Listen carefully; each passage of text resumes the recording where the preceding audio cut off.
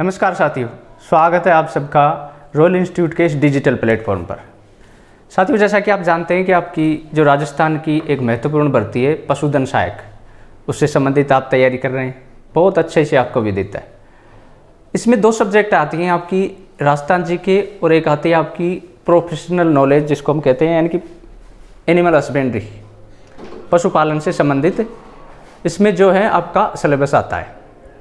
तो यहाँ से यदि हम बात करें तो आपके करीब करीब जो पेपर है आपका एनिमल हस्बेंड्री का, ये टॉपिक है, इसकी बात हम बाद में करेंगे, पहले थोड़ी सी बात करते हैं, उसको आप ध्यान से सुनेंगे।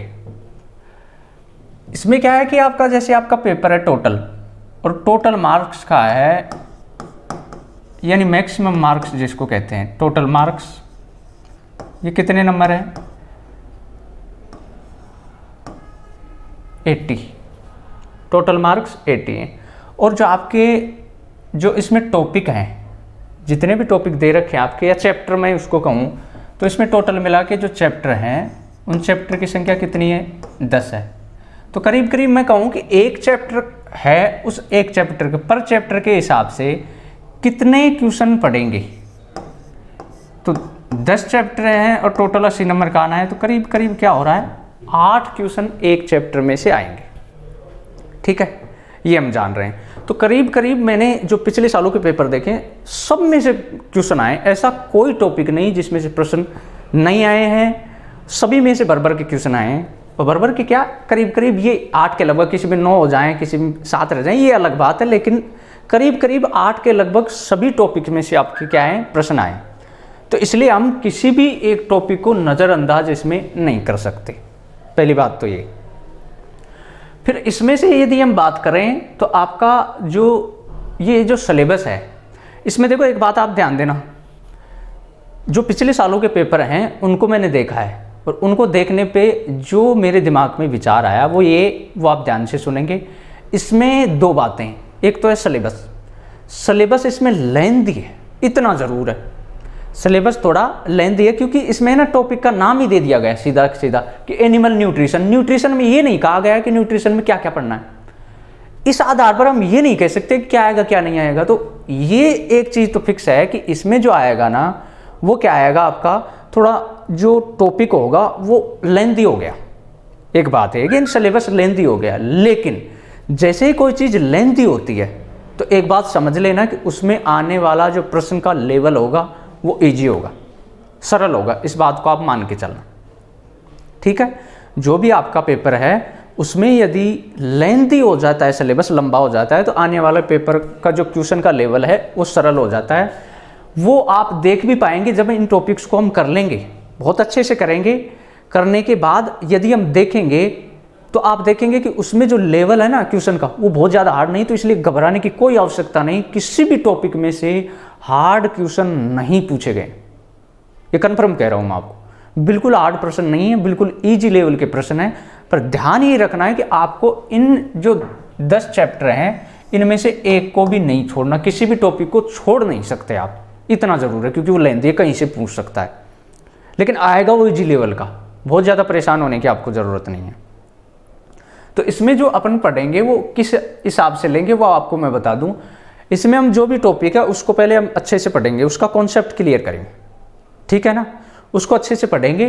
पढ़ने के बाद उसमें जो भी प्रश्न हैं, ठीक है ना, जो भी प्रश्न है उन प्रश्नों को हम क्या करेंगे, लास्ट में जैसे टॉपिक खत्म हो गया और लास्ट में जैसे पिछले सालों में जैसे एनिमल न्यूट्रिशन है, इससे संबंधित क्या प्रश्न आए थे एग्जाम में, उन सभी प्रश्नों को हम क्या करेंगे, सोल्व करेंगे यहीं आपके सामने। ठीक है ना, पहले क्या करेंगे, जो जितना भी सिलेबस है अपना जो दे रखा है उसको अच्छे से पढ़ना है, और फिर जो पिछले सालों में जो पेपर आए हैं उनका सॉल्यूशन करना है। सभी प्रश्न हम लेके आएंगे आपके सामने। करीब करीब आपका एनिमल न्यूट्रिशन देखें तो मैंने पिछले 2 या 3 पेपर देखे हैं, उन 2 या 3 पेपर में से अकेले इस टॉपिक से, यानी कि एक बार पेपर हुआ, दूसरी बार, तीसरी बार, तो ऐसे करके यदि इस टॉपिक की मैं बात करूं तो इस टॉपिक में जो प्रश्न आए करीब करीब 28 क्वेश्चन, करीब करीब 28 प्रश्न मैंने देखे।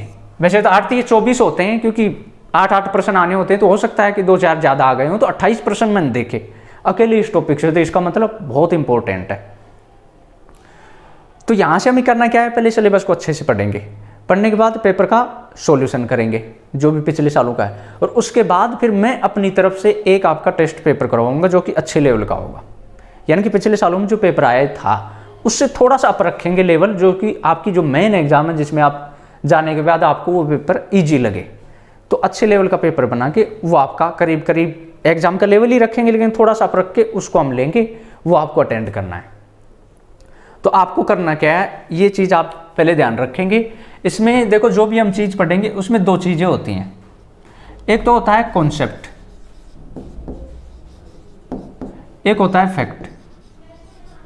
कॉन्सेप्ट का मतलब होता है समझ, ठीक है ना, और फैक्ट का मतलब होता है तथ्य। तो बात को समझने का प्रयास करना, इसमें आपके फैक्ट भी हैं कॉन्सेप्ट भी हैं। समझने का मतलब जैसे कोई भी टॉपिक है उस टॉपिक के बारे में समझना कि ये होता क्या है, और कुछ होते हैं फैक्ट। फैक्ट मतलब मैं यदि साधारण भाषा में कहूँ तो ये तो सारी समझने की चीज़ें हैं, कौन सी ये, और ये सारी क्या है, रटने की चीज़ें हैं। तो खास करके ध्यान रखना जो टीचर का काम होता है वो यही होता है कॉन्सेप्ट, क्योंकि सिर्फ रटना ही हो तो ये तो बहुत सारी किताबें हैं मार्केट में खूब सारी चल रही हैं, वहीं से आप रट सकते हैं। तो इसलिए मैं क्या कहूँगा कि ये जो काम है ना इसको मैं अच्छे से करूँगा, साथ में एग्जाम्पल के तौर पे जो कॉन्सेप्ट है जो फैक्ट है वो बताए जाएंगे, क्योंकि एग्जाम में पूछे जाते हैं, फैक्ट भी पूछे जाते हैं, तो वो फैक्ट आपको बताए जाएंगे। और इसके साथ, लेकिन इसमें मैं आपका कुछ नहीं कर सकता फैक्ट में, क्योंकि ये आपको रटना ही है। जैसे फॉर एग्जाम्पल मैं कहूँ जेस्टेशन पीरियड, एक उदाहरण के तौर पर ले रहे हैं, जैसे मैंने यहाँ शब्द लिख दिया, इसी टॉपिक का ले लेते हैं, शुष्क पदार्थ। शुष्क पदार्थ, अब इसके बारे में यदि कॉन्सेप्ट की बात करें कि शुष्क पदार्थ होता क्या है, प्रैक्टिकली हम इसको समझने की कोशिश करें, थ्योरेटिकली समझने का प्रयास करें, तो इसमें टाइम दिया जा सकता है कि होता क्या है। लेकिन पिछली बार जैसे एग्जाम में पूछा गया था कि जो संकर गाय है उसके लिए कितना शुष्क पदार्थ दिया जाएगा, ठीक है ना, जो संकर गाय है उसके लिए शुष्क पदार्थ की मात्रा कितनी होगी। तो जैसे उसमें कहा गया था, तो उसमें जो आंसर था वो कितना था आपका, जो शुष्क पदार्थ की मात्रा, एक तो आपकी काऊ, साधारण काऊ होती है, जैसे हम देसी काऊ की बात कर ली, ठीक है ना, और आपकी भैंस, और जो आपकी देसी गाय का मतलब जो अपनी देश वाली क्रॉस ब्रीड होती है संकर गाय, जिसकी भी हम आगे चर्चा करेंगे टॉपिक्स में, तो उसके लिए और भैंस के लिए करीब करीब सेम सा होता है, यानी कि जो दूध उत्पादन वो दे रही है, ठीक है ना, और उसके बाद उसको क्या करना है कि शुष्क पदार्थ की मात्रा देनी है। तो फॉर एग्जांपल मैं ऐसे कह रहा हूँ, मैं से कह रहा हूँ कि 2 kg देनी है जैसे, ठीक है ना, जैसे 2 kg देनी है, तो ये जो 2 kg है, ये 2 kg क्या है, ये फैक्ट है, ये रटने की चीज़ है, इसमें समझाने का कुछ भी नहीं है। जैसे कॉन्सेप्ट की बात करूँ मैं, जेस्टेशन पीरियड, गर्भकाल, तो गर्भकाल क्या होता है उसके बारे में आपको समझा सकता हूँ, वो तो क्या है आपका कॉन्सेप्ट है। लेकिन फैक्ट क्या है आपका इसमें कि किस पशु का गर्भकाल कितने दिन का होता है। जैसे आपकी काऊ हो गई, काऊ में जो जेस्टेशन पीरियड होता है वो कितना हो गया, 280 या 81 दिन होता है। बफेलो की बात करें तो बफेलो में कितना होगा आपका, ये 310 दिन। तो ये जो चीज़ है ना, ये फैक्ट है, इसमें मैं आपका कुछ नहीं कर सकता, ये आपको रटने पड़ेंगे।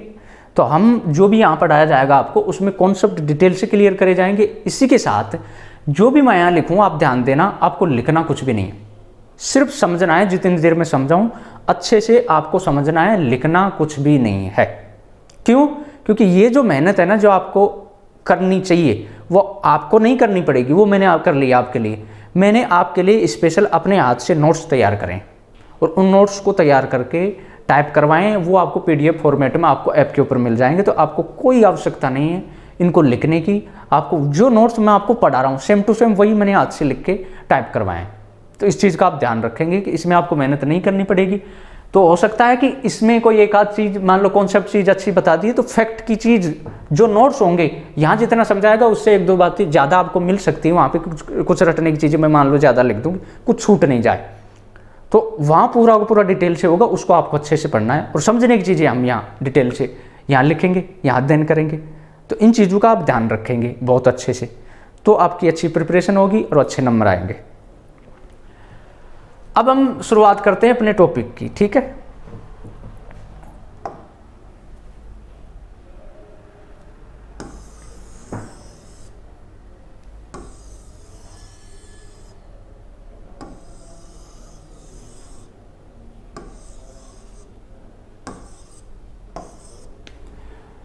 एनिमल न्यूट्रिशन, इसको शुरुआत करने से पहले कुछ बेसिक टर्मिनोलॉजी है, उसके बारे में आप बहुत देखे होंगे।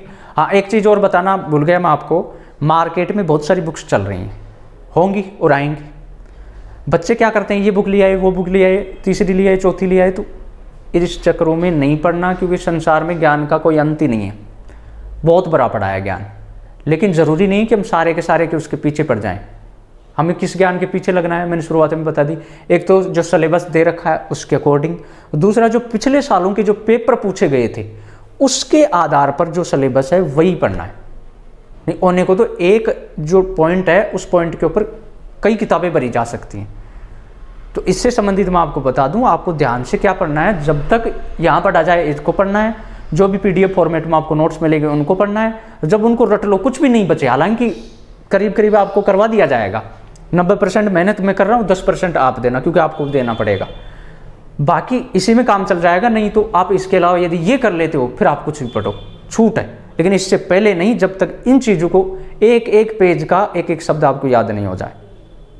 तो मार्केट में सब कुछ मिलता है, बहुत सारी किताबें हैं, इस किताब में ये दे रखा है, उसमें वो दे रखा है, इन बातों में नहीं पढ़ना। अब मैं कुछ शब्द यहाँ लिख रहा हूँ, उनके बारे में आपको बताना है।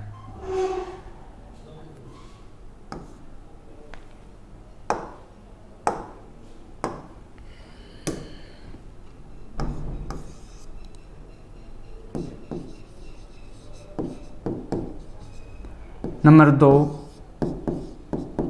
Diet, number 3 DCP, number 4 CP और नंबर 5 CF। और लिख देता हूँ मैं इधर TDN। ये नंबर 6 TDN, ठीक है ना। ये शब्द आप बहुत देखे होंगे, कहीं ना कहीं आप पढ़े होंगे, तो ये शब्द आपको बहुत परेशान करते हैं, बार बार ये शब्द आ रहे होंगे।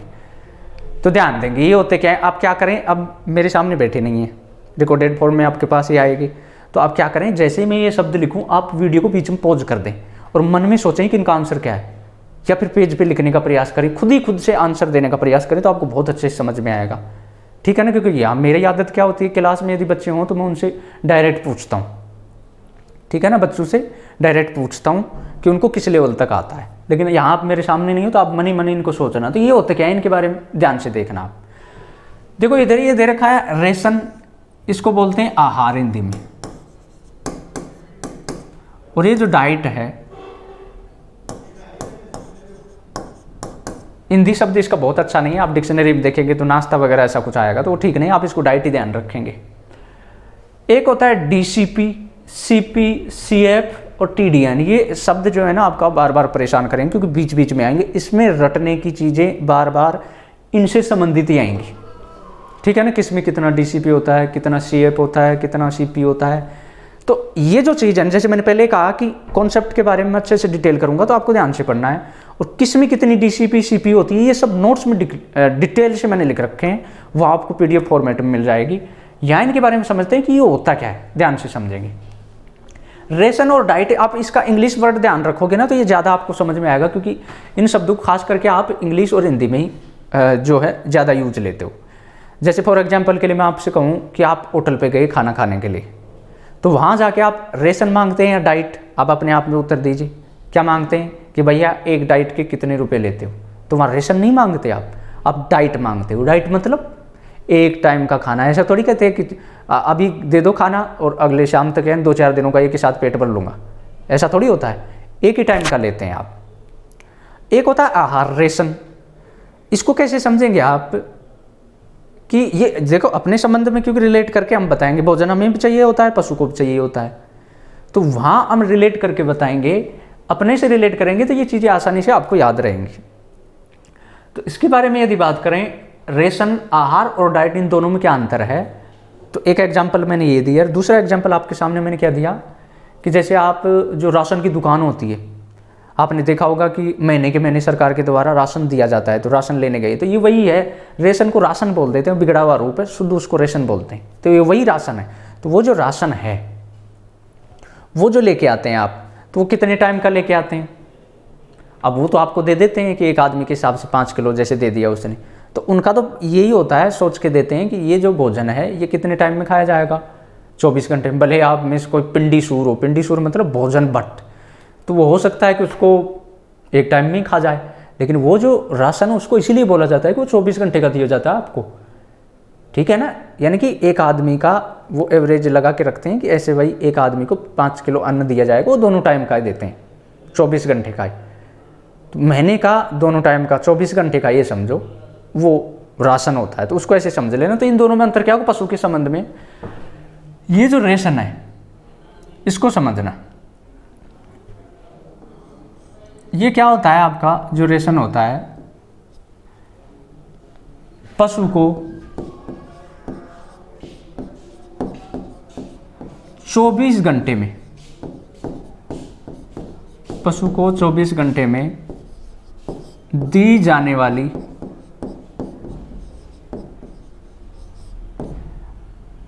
भोजन की मात्रा, भोजन की मात्रा ये क्या कहलाती है आपकी, आहार कहलाती है। यानी पशु को जो 24 घंटे में आप भोजन देंगे, जितना भी आप खिलाएंगे, उस टोटल जो सारा का सारा खिलाया भोजन, वो जो मात्रा है उसको हम क्या कह देते हैं, आहार, यानी कि रेशन कह देते हैं। तो फिर डाइट किसको कहेंगे, पशु को सिंगल टाइम में, यानी एक समय में, एक समय में खिलाई गई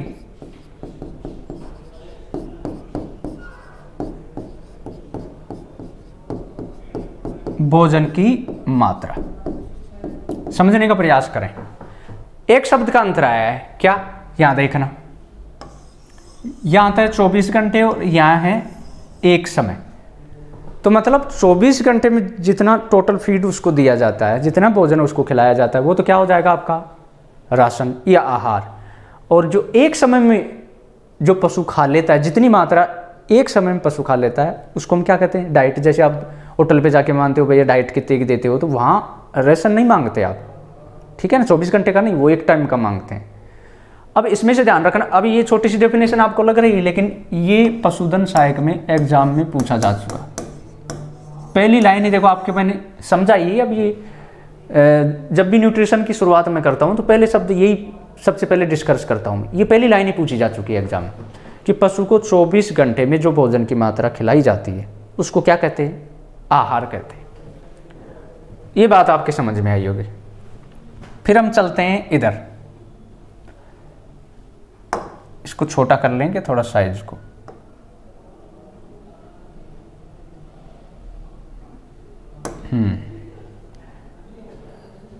नेक्स्ट चलते हैं इधर, डीसीपी।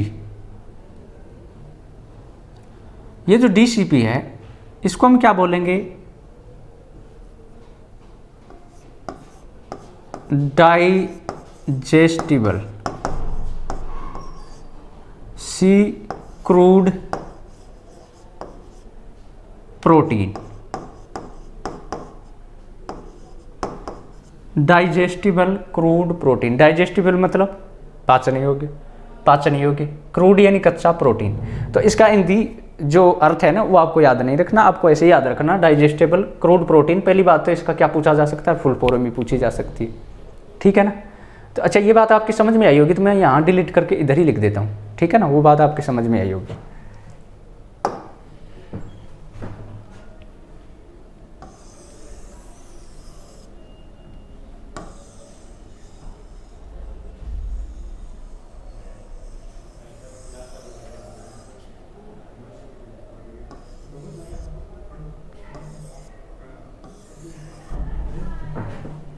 ये डाइजेस्टेबल क्रूड प्रोटीन। उससे पहले यहाँ चलते हैं, देखो इसमें डी लग गया, हालांकि ये भी क्या है फिर आपका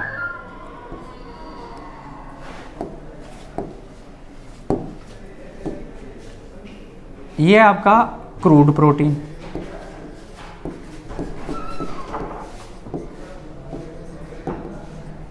और ये है आपका CF यानी क्रूड फाइबर। यहाँ एक एक को समझने का प्रयास करते हैं। DCP, उससे पहले समझते हैं क्रूड प्रोटीन। तो यहाँ से यदि हम बात करें इन शब्दों की, तो CP क्रूड प्रोटीन और एक आपका DCP, इन दोनों में हम डिफरेंस देखते हैं। फिर आता है आपका TDN। तो ये जो शब्द हैं बार बार आप जब भी पढ़ेंगे इनको, बीच में जब भी फैक्ट की बात करेंगे, फैक्ट बेसिस कोई प्रश्न आपके पूछे जाते हैं, इन शब्दों का बार बार वहाँ चर्चा होगी। तो यहाँ देखना आप क्रूड फाइबर CF आपका, CF का मतलब जिसमें फाइबर की मात्रा अधिक होती है, जैसे सेलुलोज हो गया, हेमी सेलुलोज हो गया, ये सब चीज़ें जिसमें पाई जाती है, ज़्यादा मात्रा में पाई जाती है, यानी कि जिसमें रेशे की मात्रा ज़्यादा पाई जाती है। सेलुलोज हो गया, हेमी सेलुलोज हो गया, ये चीज़ें जिसमें पाई जाती हैं उसको तो हम बोलते हैं क्रूड फाइबर, ठीक है ना। और जो क्रूड प्रोटीन, मतलब जो भी क्रूड का मतलब कच्ची प्रोटीन या पच्चे प्रोटीन बोल देते हैं इसको। तो इसमें जो कच्ची प्रोटीन है, जो भी उसके अंदर, यानी जो भी आपका खाद्य पदार्थ है उसके अंदर उपस्थित जो प्रोटीन की मात्रा है, उसको हम क्या कर देते हैं, क्रूड प्रोटीन। तो ये जो क्रूड प्रोटीन है ना आपकी, CP की यदि बात करें तो ये कैसे ज्ञात करी जाती है। तो जो भी पदार्थ है, मान लो कि आप कुछ भी खिला रहे हो पशु को, और खिलाने के बाद हम क्या ज्ञात कर लेते हैं कि इसमें नाइट्रोजन की मात्रा क्या है। और जब नाइट्रोजन की मात्रा हमारे पास आ जाएगी तो ये निश्चित होता है कि नाइट्रोजन की मात्रा जो भी है हमारे पास, उस नाइट्रोजन की मात्रा को हम 6.25 से गुणा कर दें। तो 6.25 से जब उसको गुणा कर देंगे तो वो जो मात्रा आएगी वो किसकी आ जाएगी, आपकी क्रूड प्रोटीन की आएगी। तो यहाँ देखेंगे आप, जो क्रूड प्रोटीन है ये कैसे ज्ञात करेंगे, जो भी नाइट्रोजन की मात्रा है, इस नाइट्रोजन की मात्रा को 6.25 से गुणा कर देंगे। तो 6.25 से गुणा कर देंगे तो उसमें उपस्थित जो भी आपका प्रोटीन की मात्रा है वो हमें पता हो जाएगी। जैसे फॉर एग्जांपल आप गेहूं में देखते हैं, गेहूं के दाने में लगभग 10 से 11% प्रोटीन होती है, ठीक है ना। तो ऐसे अलग अलग इनमें प्रोटीन पाई जाती है। अब यहाँ से आपको समझ में आ गया, क्रूड फाइबर का मतलब जिसमें रेशा ज़्यादा होती है, ठीक है ना। सेलुलोज, हेमी सेलुलोज, लिग्निन, ये तो क्या हो गए आपके क्रूड फाइबर हो गए। फिर आपका CP यानी क्रूड प्रोटीन, जिसमें प्रोटीन की यानी कि कितनी प्रोटीन उसमें पाई जाती है, और उसको हम कैसे ज्ञात करेंगे, नाइट्रोजन की जो मात्रा है उसको हम ज्ञात कर लेंगे, और उस नाइट्रोजन की मात्रा को हम क्या करेंगे, 6.25 से गुणा कर देंगे। तो जो मात्रा हमारे पास आएगी वो किसकी आएगी, CP की। अब है आपका DCP, इसको समझने का प्रयास करना। ये जो DCP है आपका, तो आप देख रहे होंगे इसके अंदर क्या शब्द जुड़ा है, ये देखो क्रूड प्रोटीन, इसमें एक शब्द जुड़ा है डाइजेस्टिबल। अब जैसे किसी पदार्थ में है कुछ प्रोटीन की मात्रा है, तो जो भी प्रोटीन की मात्रा उसमें है, ऐसा जरूरी नहीं कि जो एनिमल है उस सारे का अवशोषण कर ले या पाचन कर ले, ऐसा नहीं हो सकता। देखो शब्द से लिखा है, बहुत ईजी, इन शब्दों का आप फुल फॉर्म करते ही समझ में आ जाता है। डाइजेस्टिबल मतलब जो उसका डाइजेशन कर सके, जो अवशोषण कर सके, क्योंकि आप जितनी प्रोटीन खिलाएंगे, मान लो हो सकता है उससे डाइजेशन नहीं हो पाए, उससे अवशोषण नहीं हो पाए पशु से। तो करेंगे क्या यहाँ पे, जो भी, जैसे फॉर एग्जांपल के लिए मैं ले लेता हूँ कि जो भी प्रोटीन है, जैसे 100 kg है, उदाहरण के लिए ले रहा हूँ मैं, 100 kg किसकी मात्रा है, आपकी क्रूड प्रोटीन, CP की मात्रा है। टोटल जो आपकी प्रोटीन है उस प्रोटीन की मात्रा कितनी है, आपकी 100 kg है, एग्जाम्पल के लिए हमने ले लिया। अब जरूरी नहीं कि ये जो CP है, जो भी प्रोटीन है, इस सारी मात्रा को पशु जो है, पशु का शरीर अवशोषण कर पाएगा या डाइजेस्ट कर पाएगा। पर मान लो कि इसमें से 100 kg में से जो एनिमल है उसने 60 kg क्या कर ली, डाइजेस्ट कर ली। तो 100 में से 60 kg यदि उसने डाइजेस्ट कर ली तो बच गई कितनी, 40 kg। यानी ये 40 kg डाइजेस्ट नहीं की, लेकिन की कौन सी, ये 40 kg 60 kg की है, 100 में से 60 kg की है। तो जो डाइजेस्टेबल हो गया, यानी कि जो पच सकता है या अवशोषित हो गया, वो कितना है आपका, वो आपका 60 kg। तो इसमें CP क्या होगा, ये तो टोटल हो गया आपका, लेकिन जो जितना है उसमें से जितना पच जाता है या पशु के शरीर के द्वारा अवशोषण कर लिया जाता है, वो जो अवशोषित की गई है मात्रा, उस मात्रा को हम क्या कह देते हैं, डाइजेस्टिबल क्रूड प्रोटीन। एक लास्ट शब्द और बच गया आपका TDN, इसको भी हम देख लेते हैं। ये आपके समझ में आया होगा, मैं इसको डिलीट कर देता हूं यहां से।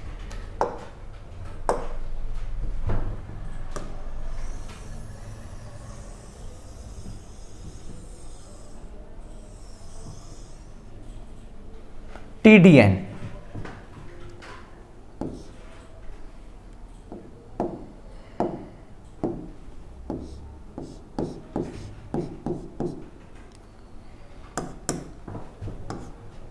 Total digestible nutrient. देखो जब भी मैं कोई शब्द लिखूं एक चीज़ का आप ध्यान रखें, क्योंकि मैं आपके सामने उपस्थित नहीं हूं, तो आप वीडियो को तुरंत पॉज कर दिया करें और पॉज करने के बाद अपने मन में इन उत्तरों को सोचा करें कि इसका आंसर क्या हो सकता है। क्योंकि यहाँ तो मैं आपको बताऊंगा लेकिन उसका महत्व आपको महसूस नहीं होगा। कारण क्योंकि यदि बिना मेहनत करे सोने की चैन भी मिल जाए तो उसका हम कीमत नहीं समझते, लेकिन मेहनत करने पर यदि 100 रुपये भी आते हैं तो हम उसकी कीमत समझते हैं। तो जिस क्वेश्चन को मैं पूछूंगा तो आपका क्या है कि अंदर से ललक जाग जाएगी कि इसका आंसर क्या हो, तो वो कुछ सोने जैसा ही उसका महत्व हो जाएगा और आपको ज़्यादा समझ में आएगी। तो आप क्या करें, मन में सोचा ज़रूर करें। अब यहाँ देखेंगे आप टोटल डाइजेस्टिबल न्यूट्रिएंट कि एनिमल को हम जो भी खिलाएंगे ना, जैसे जो भी उसमें फीड दे रहे हैं हम, तो उस फीड में क्या क्या होंगे, कार्बोहाइड्रेट होगा, वसा होगी, प्रोटीन होगी, विटामिन होगी, ये सब चीज़ें उसके अंदर होंगी। तो जो भी चीज़ हम उसको खिला रहे हैं, खिलाने के बाद उसमें से जो भी डाइजेस्टिबल है, यानी जिसका वो पाचन कर सकता है पशु, क्योंकि पूरे का पाचन नहीं कर पाता, कुछ बार भी आ जाता है, तो उसको खिलाने के बाद उसका डाइजेशन करेगा और डाइजेशन करने के बाद पशु को क्या मिलेगा, न्यूट्रिएंट मिलेंगे, पोषक तत्व मिलेंगे और उससे उसको एनर्जी मिलेगी। यानी कि जो भी हम फीड खिलाएंगे उसको खिलाने के बाद उसको क्या मिलने वाली है, एनर्जी। तो ये बात तो इंपॉर्टेंट हो गई ना टीडीएन की, उसमें जितना भी डाइजेस्टिबल है, यदि वो ज़्यादा डाइजेस्ट कर पाएगा तो उसको एनर्जी भी ज़्यादा मिलेगी। तो जो भी फीड हमने खिलाया है उसका जो टीडीएन ज़्यादा होगा, इसका मतलब वो अच्छा है, क्योंकि वो डाइजेस्टेबल है, यानी कि वो पाचन योग्य है और ज़्यादा है। और जिसमें टीडीएन कम होगा मतलब वो कम पाचन योग्य है, इसलिए उसमें जो है ना न्यूट्रिएंट्स भी कम प्राप्त होंगे उनको। तो टीडीएन क्या हो गया आपको, टोटल डाइजेस्टिबल न्यूट्रिएंट। तो ये बेसिक टर्मिनोलॉजी है, आपको समझ में आई होगी। अब हम शुरुआत करते हैं अपने टॉपिक की, नेक्स्ट पॉइंट की। टॉपिक तो शुरू हो ही गया आपका। नेक्स्ट यदि पॉइंट की बात करें,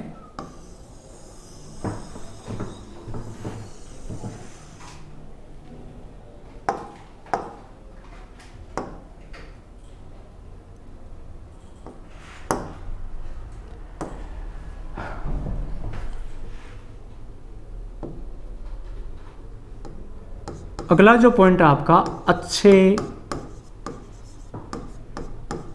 आहार के गुण। आहार हमने बात कर ली थी कि एनिमल को जो भी 24 आवर्स में, 24 घंटे में जो भी भोजन की मात्रा दी जाती है उसको हम क्या कह देते हैं, आहार कह देते हैं। अब यहाँ एक चीज़ का आप ध्यान रखेंगे कि एनिमल जो होता है ना, पशु जो होता है, उस पशु को आपकी तरह सरकारी नौकरी नहीं लगना है। पशु का जीवन का उद्देश्य क्या होता है, बेचारे का खाना पीना, बस खाना पीना और सोना। वो इंसानों की तरह थोड़ी है कि वो पढ़ लिख के फिर नौकरी लगना है, और उसको सिर्फ यही उद्देश्य है कि खाना और सोना है। तो उसमें भी यदि हम खाना भी ढंग का नहीं देंगे उसको, तो एनिमल क्या करेगा फिर बेचारा। आ रही बात समझ में। तो एनिमल को फीडिंग अच्छी करना बहुत ही ज़रूरी है, क्योंकि वो है ना हमारी तरह समझता नहीं है बात को, और इसलिए फीडिंग अच्छी नहीं देंगे तो फिर वो क्या है कि प्रोडक्शन अच्छा नहीं देगा, और उसका डायरेक्टली जो है प्रभाव किस पे पड़ेगा, हम पर पड़ेगा, यानी कि किसान पे पड़ेगा। क्योंकि उसको प्रोडक्शन अच्छा नहीं देगा तो आप एनिमल को रख के क्या करेंगे, नुकसान में जाएंगे आप। इसलिए फीडिंग पे हमें बहुत ही ज़्यादा ध्यान देना पड़ता है। जैसे पोल्ट्री की इनकी बात करें तो इनमें करीब 70 से 80% जो खर्चा आता है जितना भी, वो टोटल फीडिंग पे ऊपर आ जाता है। जैसे पोल्ट्री फार्म आप लगाएंगे, उसमें लगाने के बाद जो आपका एक्सपेंडिचर जो भी आ रहा है ना, वो टोटल में से केवल यदि पोल्ट्री की बात करें तो उसमें आपका हाउसिंग भी आता है और उसमें फीडिंग भी आता है और मैनेजमेंट आता है, सारा का सारा केवल फीडिंग के ऊपर 70% खर्च हो जाता है, कभी कभी 80% खर्च हो जाता है। तो इसका अर्थ क्या है, क्योंकि हम उससे क्या लेना चाहते हैं, प्रोडक्शन लेना चाहते हैं। और प्रोडक्शन क्यों, इकोनॉमिक पर्पज, आर्थिक उद्देश्य के लिए हम उसका क्या करना चाहते हैं, उससे प्रोडक्शन लेना चाहते हैं। इसलिए उसको फीडिंग अच्छा देना बहुत ही जरूरी है। तो अच्छे आहार के गुण, सबसे पहली बात इसमें आप ध्यान देंगे, ये मैंने बहुत प्रैक्टिकली देखा है लोगों को। सबसे पहला जो गुण होना चाहिए वो आहार का नहीं होना चाहिए। मैं तो ये कहूँगा कि जो आहार दे रहा है इंसान, जो व्यक्ति आहार दे रहा है, वो आहार देने वाले में अच्छे गुण होने चाहिए। पहली बात तो यही है, क्योंकि एनिमल है, इसका अर्थ ये नहीं कि बेचारे को हम कुछ भी खिला देंगे मनमर्जी से, जो हमारे पास है वही उपलब्ध वही खिला देंगे, फिर ऊपर से लठ और देंगे उसके। क्योंकि ऐसा मैंने देखा है गाँव में जो महिलाएं हैं वो क्या करती हैं, दूध निकालती रहती हैं, और निकालते निकालते अचानक क्या होता है कि पशु क्या होता है, दूध देना बंद कर दिया, यानी लात मार दी उसने, तो तुरंत दूध निकालना बंद कर दिए। और जितना भी चारा उसको खिलाया तो उसको वापस निकाल लेती हैं, और जितनी लात भैंस ने दी थी उसको उतनी की उतनी लात ब्याज लगा के भैंस को फिर लगा दी उसने। तो ये इस तरीके की जो फीडिंग होती है ना, ये अच्छा गुण नहीं है एक पशुपालक का। पहली बात ही क्या होनी चाहिए, वो ये होनी चाहिए कि जो भी फीडिंग हम खिला रहे हैं पशु को, तो उसमें ये नहीं होना चाहिए कि पशु के ऊपर हम एहसान कर रहे हैं, कोई एहसान नहीं कर रहे हैं, क्योंकि हम उससे प्रोडक्शन लेना चाहते हैं। तो सबसे पहला जो गुण मैं यहाँ लिखूंगा वो फीडिंग का नहीं लिख के किसका लिखूंगा, जो फीडिंग करा रहा है उसकी, कि जो भी फीडिंग कराई जाएगी वो क्या होनी चाहिए, दयालुतापूर्ण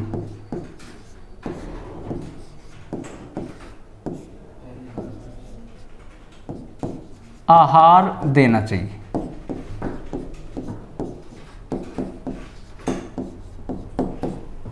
सबसे पहला गुण यही होना चाहिए। दूसरा, अब आप जो भी आपके मन में आ रहा है ना, इतना मैं कन्फर्म कह सकता हूँ वो आंसर सही है। फीडिंग के जो भी गुण हैं वो सारे के सारे आपके तुरंत समझ में आ रहे हैं, क्योंकि यदि सिर्फ, अच्छा एक चीज़ और पूछूँ मैं आपसे, खाने का जो उद्देश्य होता है वो स्वाद लेना होता है या न्यूट्रिएंट्स लेना होता है?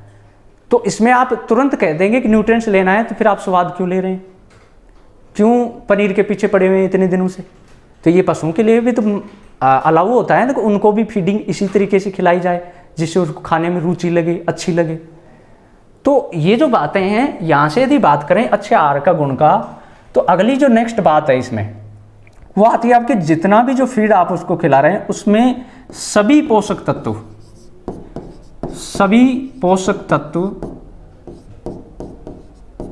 संतुलित मात्रा में विद्यमान।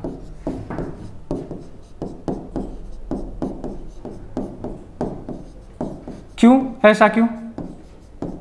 क्योंकि यदि पोषक तत्व ही नहीं तो एक बात बताओ, हमें है ना दूध पीने की क्या जरूरत पड़ रही है, अनाज खाने की क्या जरूरत पड़ रही है? क्या हम घास फूस खा के या मिट्टी खा के काम नहीं चला सकते? सवाल है ना। फीडिंग क्यों करी जाए?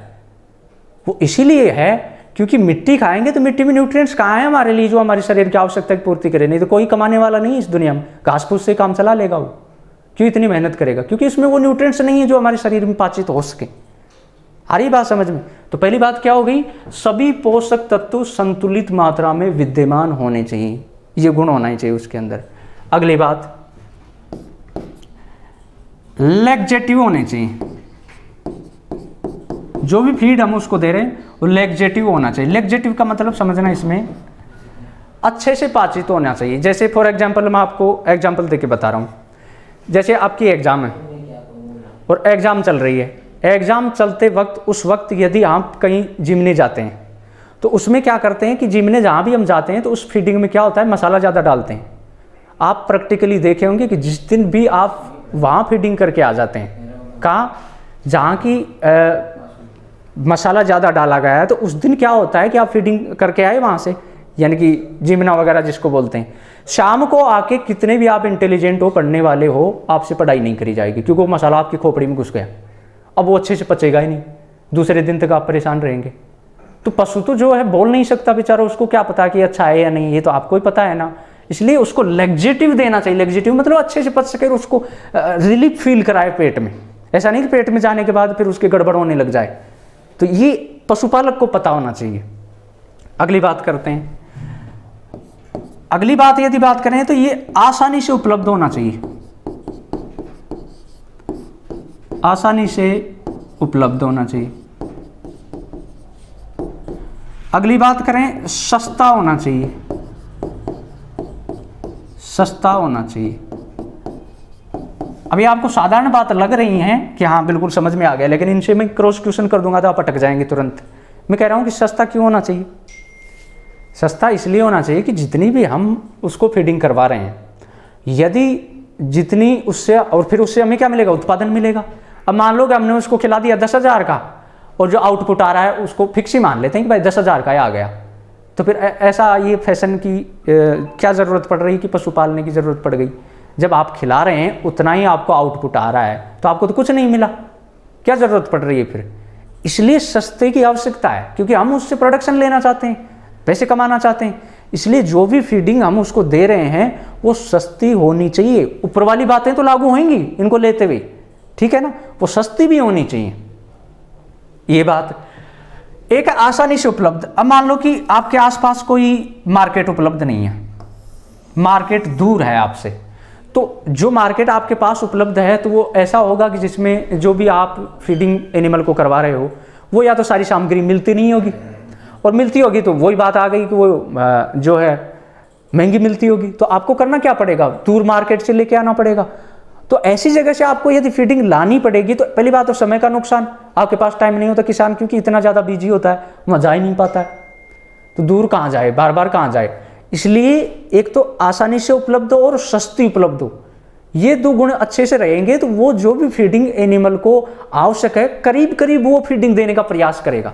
अब मान लो कोई पैसा भी खर्च करना चाहिए, लेकिन मान लो कि वो आसानी से उपलब्ध ही नहीं है, आपके पास उपलब्ध ही नहीं है, तो आप क्या कर लेंगे, उसके अंदर समस्या खड़ी हो जाएगी आपके सामने।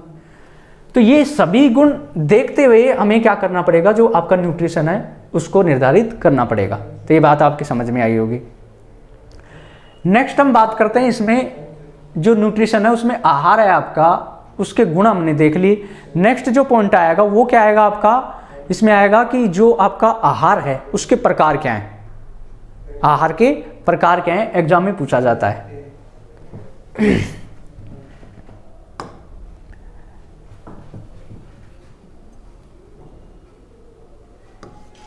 अगला जो पॉइंट है टाइप्स ऑफ रेशन।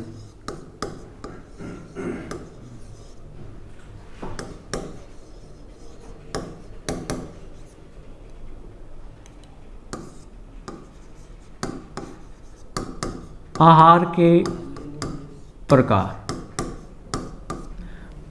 ये बहुत ज़्यादा हार्ड नहीं है, क्योंकि जैसे आप इसका यूज लेते हैं भाई, आहार जो एनिमल को हम खिला रहे हैं उसको खिलाने के बाद क्या उपेक्षा रख रहे हैं हम, किस चीज़ के लिए उसको खिला रहे हैं, किस उद्देश्य से खिला रहे हैं, उसी आधार पर इसके जो है टाइप्स हो जाएंगे। तो यहाँ से हम देखते हैं पहला जो प्रकार है इसमें वो है मेंटेनेंस रेशन।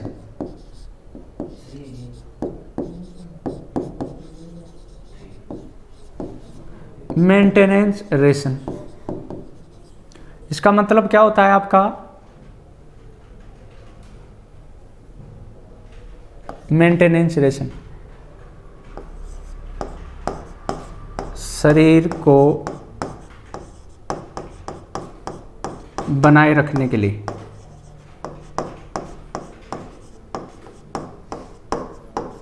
या इसको एक दूसरे शब्द से और लिखेंगे जो ज़्यादा अच्छा लगेगा।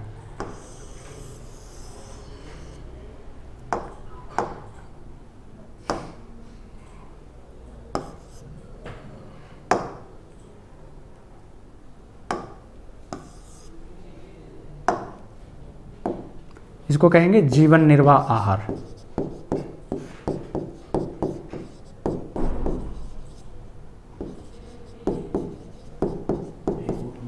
ठीक है, नेक्स्ट हम देखते हैं इसमें आपका प्रोडक्शन रेशन।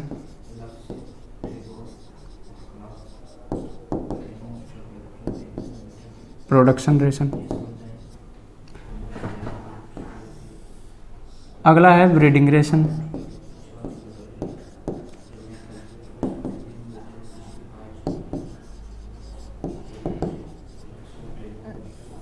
और अगला जो है आपका वो आइडियल रेशन।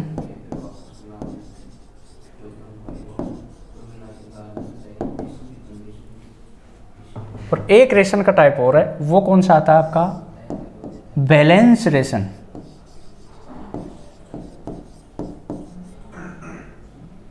बैलेंस रेशन,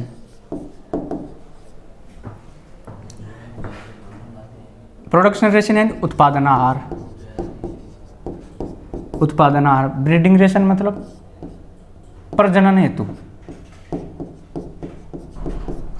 प्रजनन हेतु जो दिया जाता है। आइडियल मतलब आदर्श आहार। बैलेंस का मतलब संतुलित आहार। अब एक एक को 1 बाय 1 समझते जाना है, समझना है। मेंटेनेंस का मतलब क्या होता है, बनाए रखना। जैसे फॉर एग्जांपल मैं आपके सामने बात करूं, एक एक्टर है जिसका नाम आपने खूब सुना होगा, अक्षय कुमार। उसी के साथ के कई हम उम्र यानी कि उसी के उम्र के बहुत सारे एक्टर ऐसे हैं जिनका कि क्या है कि उससे पहले बहुत ज़्यादा बोलबाला था इंडस्ट्री में और बहुत ज़्यादा काम मिलता था, लेकिन आज इस टाइम में सबसे ज़्यादा उम्र होते हुए भी उन लोगों में से। वैसे जमाना आ गई वो बात अलग है, लेकिन वो आज भी उसको फिल्मों में उतना ही काम मिलता है अक्षय कुमार को। रीजन, क्योंकि उसने अपने शरीर को क्या किया है, मेंटेन किया है। अब आपको समझ में आएगा ये शब्द मेंटेनेंस, मतलब उसने अपने शरीर को मेंटेन किया है, मतलब जैसा था उसको वैसे बनाए रखा है, ठीक है ना। तो मेंटेन का मतलब यहाँ पशु के संबंध में हम बात करेंगे तो इसका अर्थ क्या होगा, जीवन निर्वाह के लिए, कि जैसे पशु हम रखते हैं अपने पास में तो उसका उद्देश्य होता है कि हम उससे क्या लेना चाहते हैं, प्रोडक्शन लेना चाहते हैं, उत्पादन लेना चाहते हैं। लेकिन ऐसा नहीं कि वो हमेशा 12 माह जो है आपको प्रोडक्शन देता हो या उससे आपको लाभ होता हो। कुछ डे वर्ष में ऐसे भी होते हैं कि जिस वक्त एनिमल कुछ आपको प्रोडक्शन नहीं दे रहा, ना ही वो काम कर रहा है। भाई फीमेल होगी तो प्रोडक्शन देगी आपको, और जो मेल होगा तो वो काम करेगा, फील्ड पे काम करेगा, एग्रीकल्चर वर्क के लिए हम उसको काम में लेते हैं, या बाहर ढोने के लिए काम में आता है। तो लेकिन हो सकता है कि जिस दिन काम हो उस दिन तो आप उसको ले लोगे काम में, लेकिन मान लो कि जब आपको काम नहीं है तब तो क्या करना पड़ेगा, आपको घर पे खड़ा ही करना पड़ेगा उसको। तो इस तरीके से यदि आप देखेंगे तो फिर समस्या खड़ी हो जाएगी, क्या कि भाई जब काम करे तब खिलाएं, नहीं काम करे तब नहीं खिलाएं। ऐसा नहीं हो सकता, ऐसा संभव ही नहीं है। हमें क्या करना पड़ेगा, वो यदि उत्पादन नहीं भी दे रहा है ना, उस वक्त भी हमें उसको भोजन खिलाना पड़ेगा। और वो जो भोजन अब उसको खिलाया जा रहा है उसको हम क्या कहेंगे, उसको बोलेंगे जीवन निर्वाह आहार। जैसे फॉर एग्जाम्पल बात करूँ मैं, घर के ऊपर, घर में जैसे किसी माँ के 3 बेटे हैं, उनमें से एक नौकरी में, एक का बाहर बिजनेस है, और एक ऐसा है जो घर पे रहता है, काम का न काज का, दुश्मन अनाज का। तो ये जो इस टाइप के 3 बच्चे उसके हैं, तो आप खुद ही अनुमान लगाना, जैसे बाहर से नौकरी वाला बच्चा आता है घर पे, तो माँ क्या करती है, उसकी देख रेख करती है और पूछती है कुछ खाने के लिए चाहिए, या फिर लड्डू बना दिए जाएं, उसके लिए लड्डू बनाए जाते हैं। फिर बिजनेसमैन आ गया तो कम से कम ज़्यादा भी नहीं तो काजू बादाम डाल के दूध खीर तो बना के उसको खिलाई सकती है। लेकिन जो घर पे रहता है उसके लिए अलग से कुछ नहीं बना के दे रही। लेकिन ऐसा नहीं कि उसका भोजन दाना पानी बंद कर दिया, बिल्कुल काले पानी की सज़ा दे दी। खाना फिर भी दिया जाएगा ना उसको, खाना तो फिर भी खाएगा। हो सकता है एक्स्ट्रा उसको मत दो कुछ, क्योंकि वो काम नहीं कर रहा तो उसको एक्स्ट्रा फीडिंग की आवश्यकता नहीं है। लेकिन उसको शरीर को बनाए रखने के लिए, सिर्फ जीवित रहने के लिए, क्योंकि आदमी दिन रात सोता भी रहे ना तो भी उसको भोजन की तो आवश्यकता पड़ेगी। ऐसे ही पशु होते हैं, वो काम करें या नहीं करें, तो शरीर को ऐसे जो मेंटेन करने के लिए जो फीड दिया जाता है वो क्या होता है, आपका मेंटेनेंस रेशन। तो 1 बाय 1 एक एक की बात करते हैं। फिर अब प्रोडक्शन क्या लेंगे हम एनिमल से। जैसे बात करें हम काऊ है तो काऊ से क्या प्रोडक्शन लेंगे, जो आपकी फीमेल है तो उससे मिल्क लेंगे, मेल है तो उसको वर्क पर्पज के लिए काम में लेंगे, भाई खेत में काम करवा सकते हैं या बाहर ढोने के लिए काम में ले सकते हैं।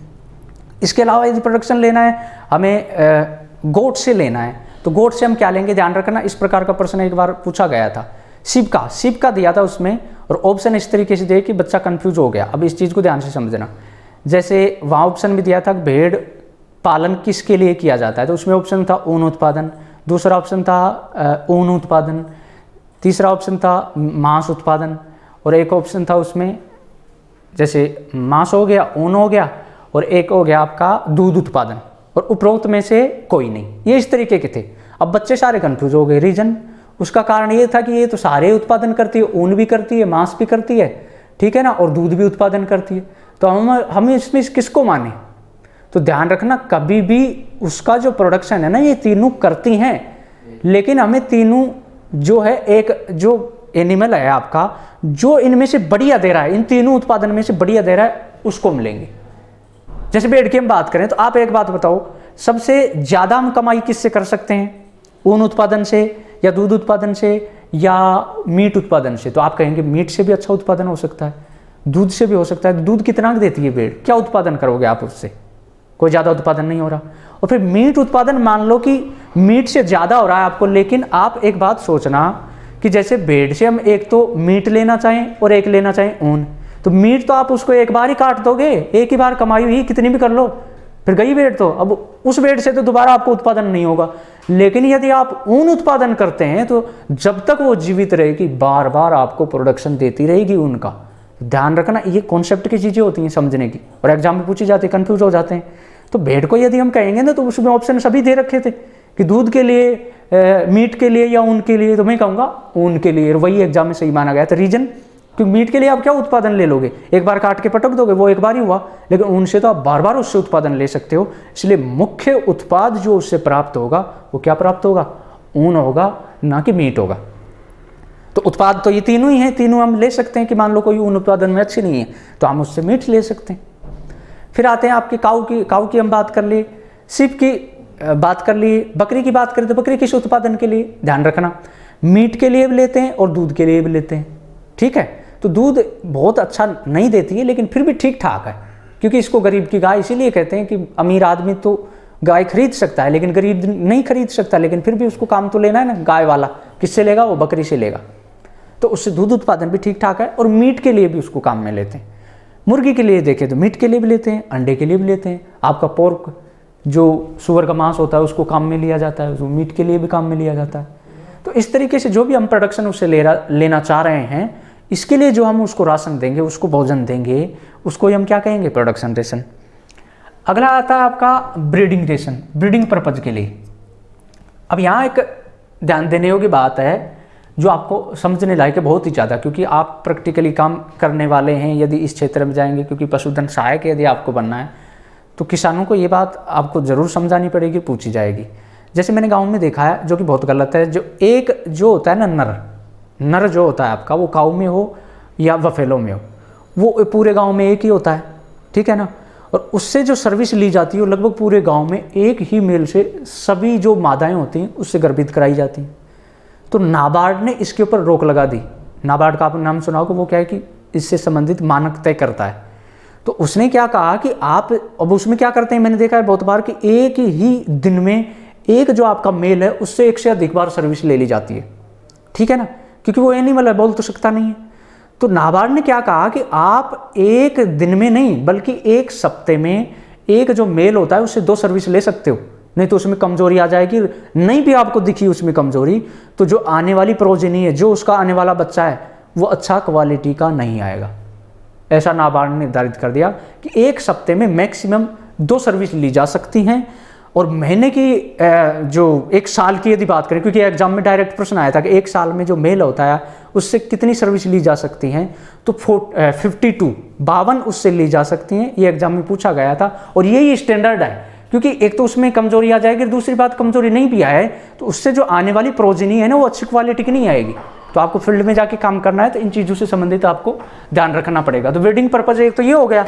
दूसरा ब्रीडिंग क्या करेंगे कि जैसे आपकी, ये तो हम मेल की बात कर लिए, मेल की बात होगी। दूसरी बात करें हम फीमेल की, तो फीमेल में क्या होता है कि जैसे गर्भ धारण कर रखा आपकी मादा ने, उस वक्त तो जब गर्भ में जब बच्चा होता है तो उसको एक्स्ट्रा में फीडिंग देनी पड़ेगी। रीजन क्या होता है कि जैसे उसके अंदर एक नया शरीर पल रहा है, अंदर खुद के लिए तो भोजन चाहिए, साथ में जो अंदर उसके गर्भ के अंदर पल रहा है, आप मान लो कि सेम फीड उसको दिए जा रहे हो तो उसके बच्चे का जो भ्रूण में है ना उसका विकास अच्छे से नहीं होगा, फिर साथ में उसका खुद का भी नहीं होगा, क्योंकि जो भी फीडिंग हम उसको देते जा रहे हैं वो फीडिंग उनको दोनों को काम में आ रही है। क्योंकि बच्चा जो है ना बाहर से तो हम उसको दे नहीं सकते, वो फीडिंग हम कहाँ से ले रहे हैं, माँ से। बच्चा जो है ना कहाँ से लेता है, माँ से लेता है। तो वो जो फीडिंग है वो क्या कहलाती है। तो इस तरीके से यदि हम देखें इसमें ब्रीडिंग में, तो ये भी 2 प्रकार का हो गया। फिर आपका आइडियल रेशन, बैलेंस रेशन। पहले बात करते हैं हम इसकी मेंटेनेंस रेशन की, 1 बाय 1 एक की बात करते हैं।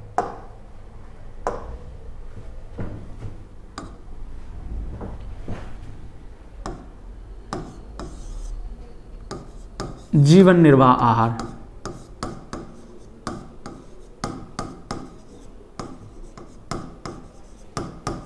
Maintenance ration. क्या यूज है इसका, शरीर का भार व तापमान।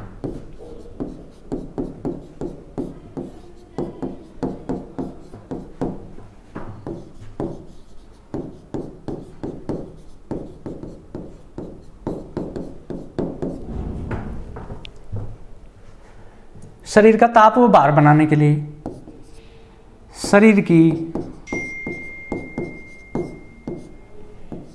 उपापचयी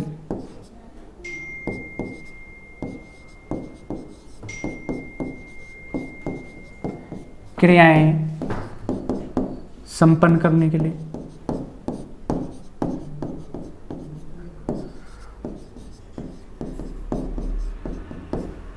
तो मेंटेन का मतलब तो यही है कि वो जैसा है ना उसको बनाए रखे, कि उसमें गिरावट नहीं हो, कोई कमी नहीं हो, उसके शरीर का भार बना रहे, उसका शरीर का तापमान बना रहे। और उसकी जो उपापचय क्रिया, इनकी बात करेंगे आगे हम, है ना। उपापचय क्रियाएं क्या होती हैं, इन क्रियाओं में जो है एनर्जी लगेगी, वो एनर्जी की जो है ज़रूरत पड़ती है। तो ये कहाँ से मिलेगा, फीड से मिलेगा, नहीं तो कहाँ से मिलेगा। तो ये आपके समझ में आए। यहाँ से यदि हम बात करें तो इसमें जो आपका फीड हम इसको देंगे, जीवन निर्वाह आहार, तो इसमें एग्जाम में आ सकता है। यहाँ से फैक्ट का ध्यान रखना कि क्या क्या यहाँ से प्रश्न पूछा जा सकता है। पहली बात, इसमें जो गोवंश है उसकी हम बात करते हैं। पहली बात,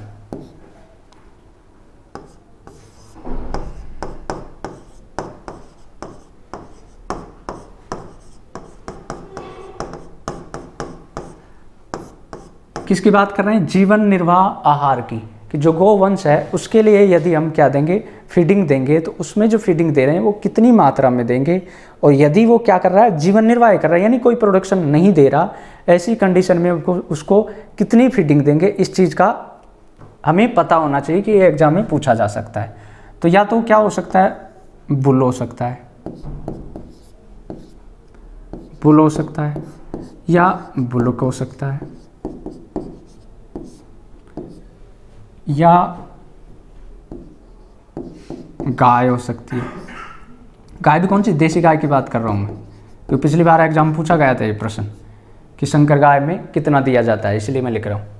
तो इसको यदि फीडिंग की बात करें, या अभी आहार, यहाँ एक चीज़ का ध्यान रखना, मैंने ये शब्द आहार लिख दिया, तो अब ये बार बार ये शब्द नहीं लिखूंगा कि 24 घंटे के लिए दिए जाएंगे।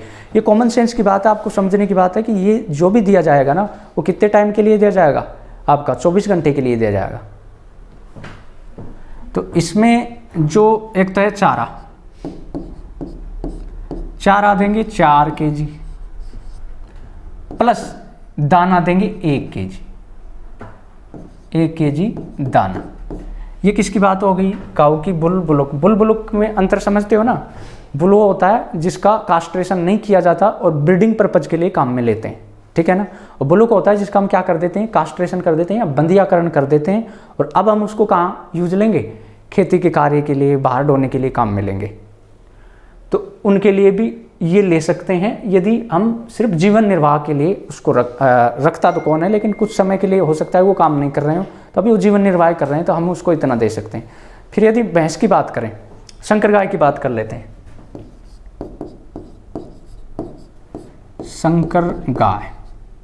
संकर गाय की यदि बात करें तो इसमें 4 से 6 kg चारा, प्लस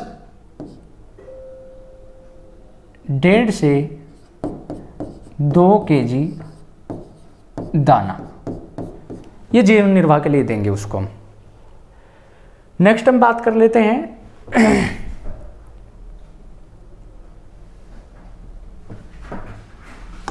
भैंस की।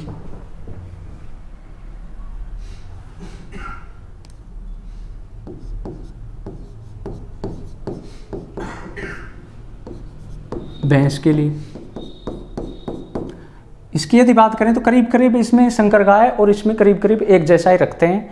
ध्यान रखना कि अपनी जो देसी गायें होती हैं वो प्रोडक्शन ज़्यादा नहीं देती, प्रोडक्शन ज़्यादा नहीं देंगी तो उनको फीडिंग ज़्यादा करने की आवश्यकता नहीं है। लेकिन संकर गायें जो होती हैं वो किससे प्राप्त करी जाती हैं, उनको क्रॉस करके प्राप्त किया जाता है, जिसमें प्रोडक्शन देने का जो गुण होता है वो विदेशी गायों जो नर होता है उसका आ जाता है। तो विदेशी जो आपकी होते हैं नस्लें होती हैं उनका तो प्रोडक्शन अच्छा खासा होता है, इसलिए ये भी प्रोडक्शन अच्छा देंगी। उनसे अच्छा तो नहीं दे पाएंगी लेकिन देसी से अच्छा देंगी, इसलिए इनको जो है फीडिंग भी हम जो देसी हैं उनकी तुलना में अच्छी देंगे। भैंस की यदि बात करें तो इसको भी हम कितना देंगे, 4 से 6 kg ये तो दे देंगे चारा, प्लस वही 1.5 से 2 kg क्या देंगे दाना। इस चीज़ का आप ध्यान रखेंगे। फिर है भेड़, भेड़ से भी हम क्या प्राप्त करते हैं, प्रोडक्शन लेते हैं, उससे ऊन प्राप्त होती है, मीट प्राप्त होता है। तो भेड़ के लिए यदि बात करें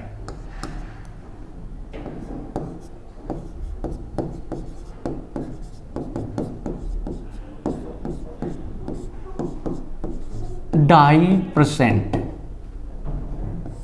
जो भी फीडिंग इसको दी जाएगी, खास करके इसमें जो आपके प्रश्न पूछा जाएगा एग्जाम में वो गाय, भैंस, संकर गाय, इनसे संबंधित ही ज़्यादा पूछा जाता है।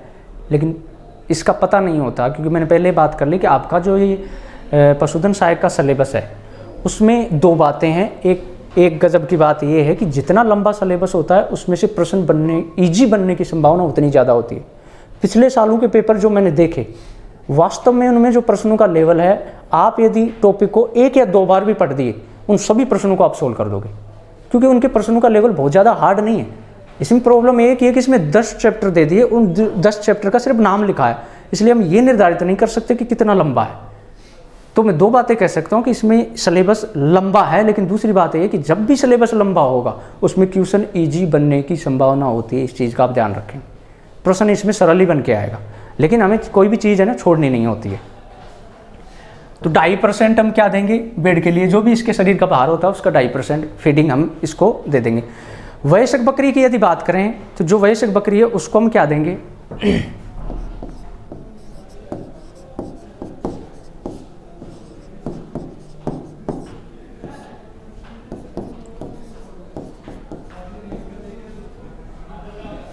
250 ग्राम प्रति 50 केजी शरीर भार।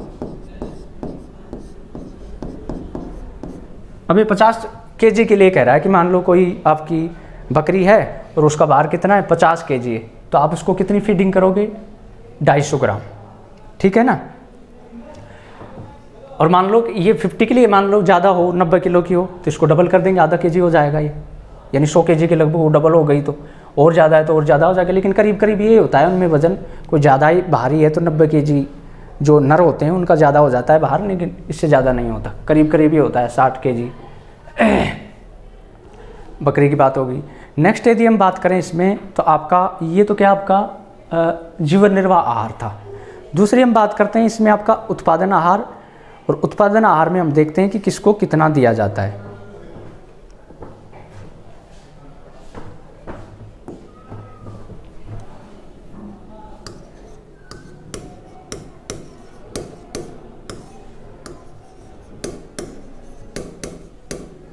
प्रोडक्शन रेशन,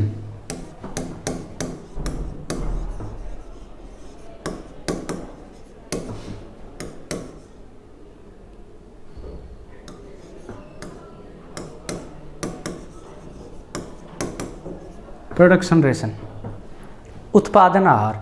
अब इसके लिए यदि हम देखें तो क्या लेंगे, उत्पादन काऊ है तो आपकी दूध उत्पादन ले, क्योंकि हम इसकी कॉन्सेप्ट की हम डिटेल से चर्चा कर चुके। ये कुछ फैक्ट हैं जो कि एग्जाम में पूछे जाते हैं, जिनसे संबंधित हमें पता होना चाहिए।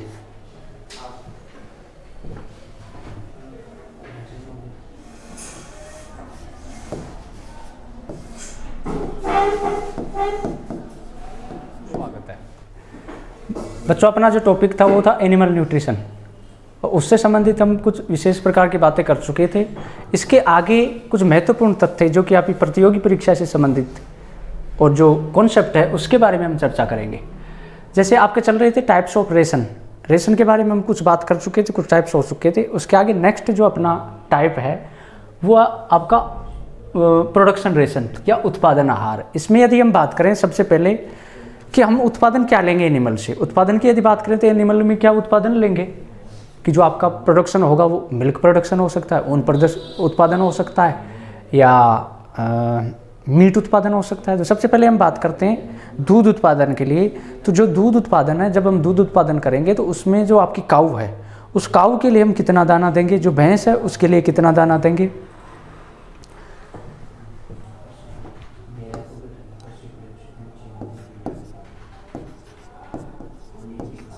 देसी गाय के लिए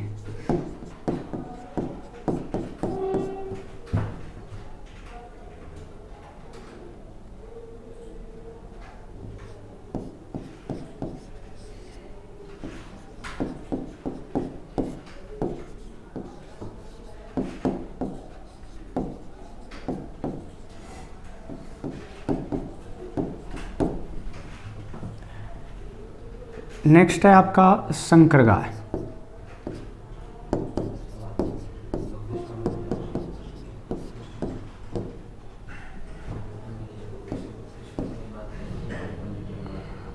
1 kg दाना 2.5 लीटर दूध उत्पादन पर।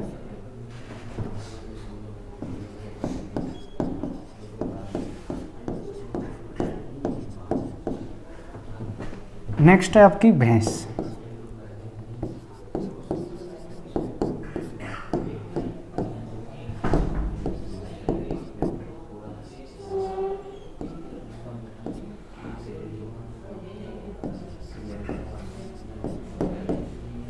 ध्यान देंगे, यहाँ हम किसकी बात करेंगे, काऊ की बात कर रहे हैं। तो काऊ हो सकता है आपकी देसी हो सकता है विदेशी हो, या सॉरी विदेशी नहीं, संकर हो। तो संकर में जो है ज़्यादा ज़रूरत पड़ेगी और जो आपकी देसी है उसमें कम पड़ेगी। साथ ही जो आपकी बफेलो है उसमें भी जो प्रोडक्शन हम ले रहे हैं दूध उत्पादन, उसके लिए उसको जो चारा जो भी फीड हम देंगे वो ज़्यादा आवश्यकता पड़ेगी किसकी तुलना में, काऊ की तुलना में। तो यहाँ से यदि हम बात करें एक और लिखते हैं बकरी का 500 ग्राम प्रति 1 kg दूध उत्पादन। तो यहाँ हम देखेंगे, इसमें देखना आप जो 3 लीटर दूध उत्पादन यदि कर रही है कौन, देसी गाय, तो उसको कितना देना है, 1 kg दाना देना है। दाने की बात हो रही है यहाँ। और जो आपकी संकर गाय है, संकर गाय यदि 2.5 लीटर दूध उत्पादन दे रही है तो कितना देना है उसको दाना, 1 kg देना है। और यदि आपकी बफेलो है, बफेलो यदि 2.5 लीटर दूध उत्पादन कर रही है तो उसको कितना दाना देना है, 1 kg दाना देना, 1 kg दाना देना है। और यदि आपकी गोट है, या मैं लिख देता हूँ, छूट गया है, यहाँ लिख देता हूँ, बकरी के लिए, ठीक है ना, ये आएगा बकरी के लिए 500 ग्राम क्या देंगे, दाना देंगे उसको प्रति 1 kg दूध उत्पादन, ठीक है ना। 1 kg यदि दूध उत्पादन दे रही है तो उसको 500 ग्राम क्या दे देंगे, दाना दे देंगे। तो ये किसके लिए हो गया, आपका दूध उत्पादन के लिए। नेक्स्ट यदि हम बात करें तो हो सकता है कि इसके लिए दूध उत्पादन तो ये हो गया हमारा। सुअर के लिए यदि हम बात करेंगे तो उसका दूध उत्पादन के लिए हम काम लेते ही नहीं, तो हम किसके लिए काम में लेंगे, उसको लेंगे जो है सुअर को तो मीट उत्पादन के लिए काम में लेते हैं। तो जो भी सुअर है आपका, सुअर की यदि बात करें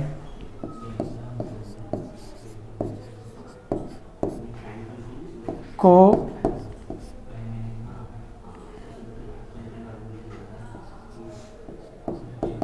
मांस उत्पादन के लिए,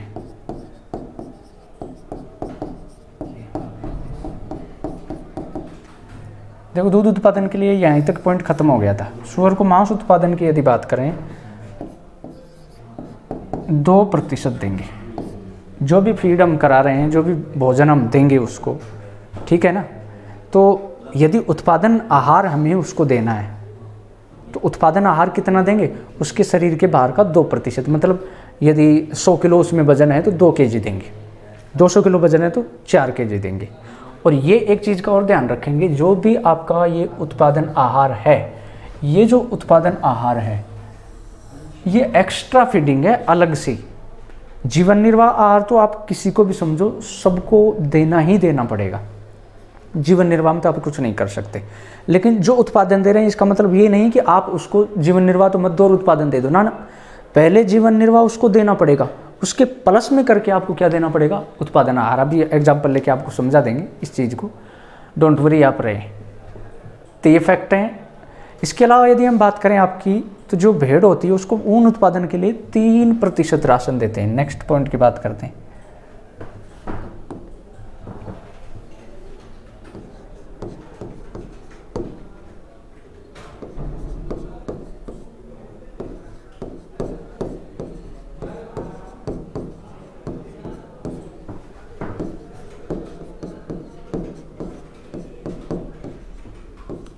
तीन 3% राशन देते हैं।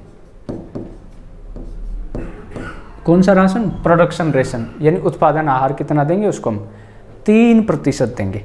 तो ये क्या हो गया आपका उत्पादन के लिए। फिर हम ये तो क्या है कि फीमेल से लेंगे ना उत्पादन, लेकिन जो आपका मेल होगा यानी कि जो नर है, जो बैल है आपका, उससे तो अब काम लेना चाहिए ना, तो उसको तो अलग से देना पड़ेगा। तो उसके लिए भी हम लिख लेते हैं कि जो आपका बैल है,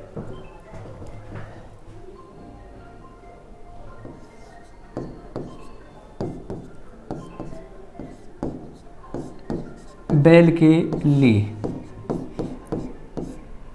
अब बैल में ध्यान रखना, या बुलुक लिख रहा हूं मैं, बुलुक मतलब जिसको हम कृषि कार्य करवाएंगे, उसकी यदि बात करें तो दो प्रकार से हम ले सकते हैं कि या तो हो सकता है ये भारी काम करे, भारी काम करे, या हो सकता है कि ये हल्का काम करे।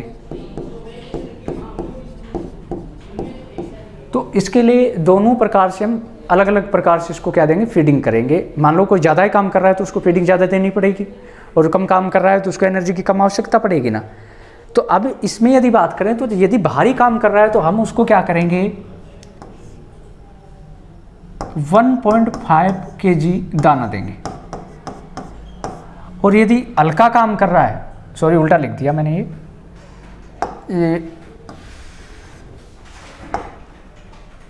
यहाँ बात करें तो इसमें 2 kg, इसको 2 kg क्या देंगे, दाना देंगे यदि भारी काम कर रहा है, और यदि हल्का काम कर रहा है तो इसको 1 से 1.5 kg देंगे, 1 से 1.5 kg दाना देंगे। अब ये तो बात हो गई कि हम कितना उसको देंगे, लेकिन ये हम किस आधार पर डिसाइड करें, ये कौन कहेगा कि ये तो भारी काम है, ये हल्का काम है, कैसे जाने हम, इसके लिए क्या मापदंड होता है, ठीक है ना। तो जो भी आपका बैल को हम दे रहे हैं भोजन, उसमें से जो भी हम देंगे तो ये भारी काम के लिए, हल्के काम के लिए, तो समझ में आती है बात। लेकिन हम किसको कहेंगे कि ये तो भारी काम है, ये हल्का काम है, ध्यान रखना। यदि कोई बैल आपका एक दिन में, ये एक दिन की बात हो रही है, यदि पर डे के हिसाब से एक दिन में यदि 8 घंटे काम कर रहा है, 8 घंटे काम कर रहा है तो बहुत होता है 8 घंटे। यदि 8 घंटे काम कर रहा है तो हम उसको भारी काम की श्रेणी में लेंगे। कोई बैल यदि 8 घंटे काम कर रहा है तो भारी काम की श्रेणी में आ गया, और उसको एक्स्ट्रा फीडिंग देनी पड़ेगी। उसके अलावा हल्का काम कर रहा है तो मान लो 3-4 घंटे के लिए कर रहा है, या 1-2 घंटे के लिए कर रहा है, तो ये बिल्कुल हल्के काम की श्रेणी में आ गई। लेकिन भारी काम इतना कर रहा है, क्योंकि कुछ किसान होते हैं जब बुआई होती है ना, सोविंग टाइम चलता है, उस वक्त दिन भर के लिए जो है ना एनिमल को काम करवाते हैं उससे, सुबह 8 बजे से ले जाते हैं, शाम तक उससे काम करवाते रहते हैं, तो ये भारी काम की श्रेणी में आ गया। उस वक्त उसको एक्स्ट्रा फीडिंग करनी पड़ेगी। तो इस चीज़ का आप ध्यान रखेंगे। एक दिन में यदि 8 घंटे काम कर रहा है तो वो भारी काम की श्रेणी में आएगा। नेक्स्ट हम बात करते हैं अपना जो अगला जो रेशन आता है, वो आता है आपका ब्रीडिंग रेशन, ठीक है ना। ये आपका क्या था, प्रोडक्शन रेशन। नेक्स्ट आता है ब्रीडिंग रेशन।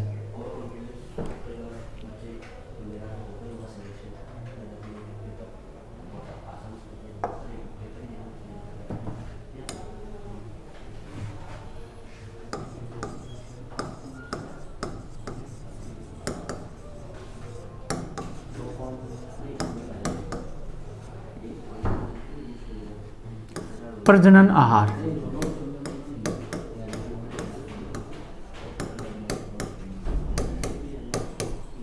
प्रजनन आहार, ब्रीडिंग रेशन।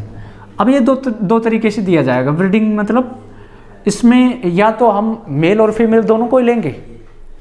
मेल होगी तो मेल तो क्या करेगा, सर्विस के लिए उसको काम में हम लेंगे, और सर्विस के लिए यदि हम काम में लेंगे तो उसको एनर्जी की आवश्यकता है, तो उसको फीडिंग करानी पड़ेगी। इसके अलावा यदि हम बात करें तो जो आपकी मादा है, मादा के गर्भ में क्या है कि बच्चा पल रहा होता है, इस वजह से क्या होगा, उसको एक्स्ट्रा फीडिंग हमें देनी पड़ेगी। और वो जो फीडिंग दी जाती है उसको बोलते हैं प्रेगनेंसी रेशन, या गर्भावस्था आहार बोलते हैं उसको। तो पहली बात, सबसे पहली बात, इसमें जो प्रकार हैं इसी के प्रकार हैं।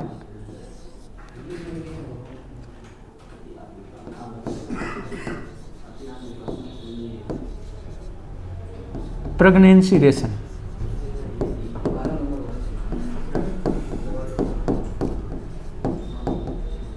गर्भावस्था आहार, यानी जब जो आपका एनिमल है उसके गर्भ में बच्चा पल रहा हो, उस वक्त उसको जो आहार दिया जाएगा जिससे कि उसके भ्रूण की, उसके बच्चे की अच्छे से निर्माण हो सके, उस वक्त जो उसको आहार दिया जाता है उसको बोलते हैं प्रेगनेंसी रेशन। तो यहाँ से यदि हम बात करें इसमें आपकी जो गाय है, गाय में क्या करेंगे ध्यान रखना। सबसे पहली बात,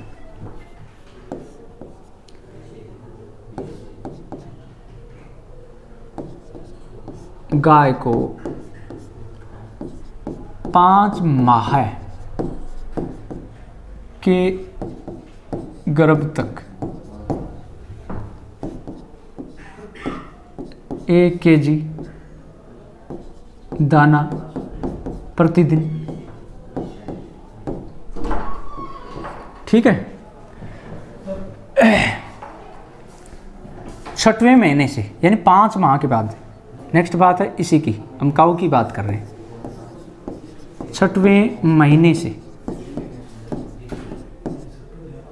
0.5 kg दाना अतिरिक्त देंगे। ये दाना उसको अतिरिक्त देंगे, मतलब समझना बात को, क्योंकि एग्जाम में पूछा जा चुका है। जो भी हम उसको फीडिंग दे रहे हैं 5 माह के लिए तो नॉर्मल दे सकते हैं, 1-1 kg देंगे 5 माह तक तो, ठीक है ना। कुछ तो ऐसा करते हैं कि 5 माह तक देते ही नहीं है, लेकिन 5 माह तक तो मान लो 1-1 kg दे रहे हैं उसको, लेकिन 5 माह के बाद प्रत्येक महीने आधा kg दाना बढ़ाएंगे। 6वें महीने से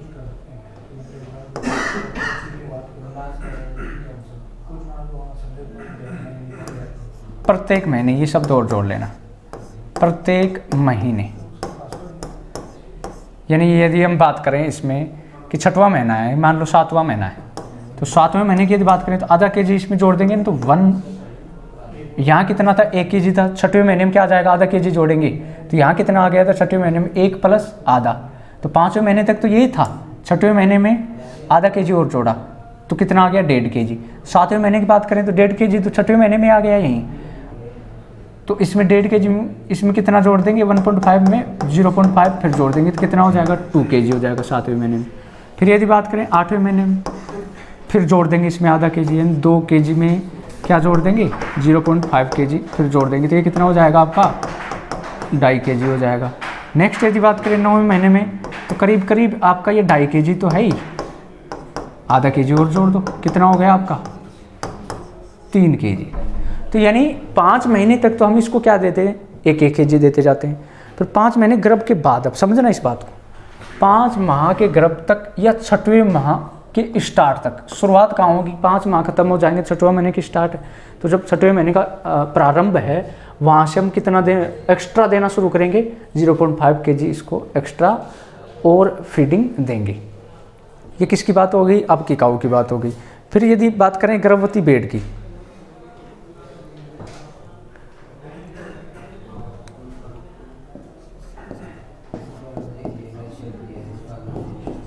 गर्भवती भेड़ 3 से 4 सप्ताह पूर्व, यानी मान लो बच्चे का जन्म होने वाला है आज से 3 से 4 सप्ताह पूरे, यानी 1 महीने बाद, तो ये 3 से 4 सप्ताह पूर्व शुरू करना है। जो गर्भवती भेड़ है उसको जो रेशन दिया जा रहा है कब शुरू करना है 3 से 4 सप्ताह पूर्व शुरू करना है। और ये क्या देना है आपको 250 ग्राम तो क्या देना है इसको दाना, प्लस ये 250 ग्राम है आपका 250 ग्राम और 500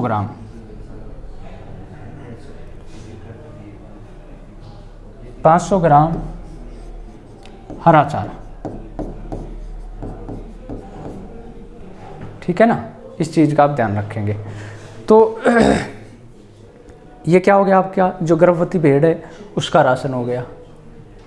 नेक्स्ट यदि हम बात करें आपका, तो गर्भवती जो बकरी होती है उसके अंतिम 2 माह में, तो जो अंतिम 2 माह होते हैं उन अंतिम 2 माह में 300 से 500 ग्राम दाना देते हैं।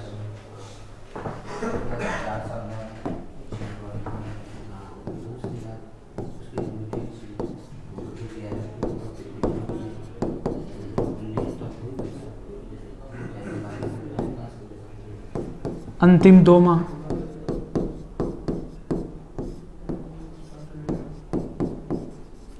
अंतिम जो 2 माह हैं आपके उसमें क्या देना है आपको एक्स्ट्रा देना है, कितना 300 से 500 ग्राम दाना। ये आपको एक्स्ट्रा देना है। किसको? गर्भवती बकरी। खास करके वैसे तो जो आपकी काऊ और बफेलो होती है वहीं से ज़्यादा प्रश्न आते हैं, लेकिन हो सकता है कि यहाँ से पूछा जा सकता है, इसलिए हमें सभी टॉपिक टच करते हुए चलना पड़ेगा। नेक्स्ट यदि हम बात करें इसमें, तो जो आपका आता है सूअर। उस सूअर में क्या करते हैं कि जो आपका गर्भ, जब मान लो कि जो सूअर मादा है, सूअर मादा में यदि गर्भ धारण कर रखा है, उस वक्त यदि हम उसको अलग से आहार देना चाहें तो उसको 2% देंगे।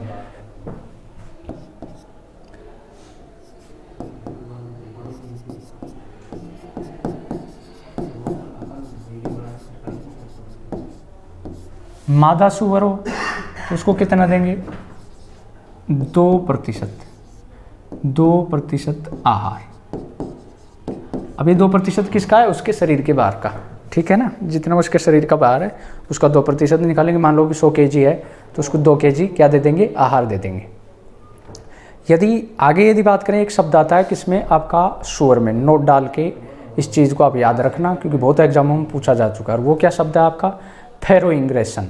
फैरोइंग रेशन होता है, वो क्या होता है आपका? 4 से 15 दिन पहले प्रसव से तथा कुछ दिन बाद तक। नोट, इस सूअर की बात कर रहा हूँ।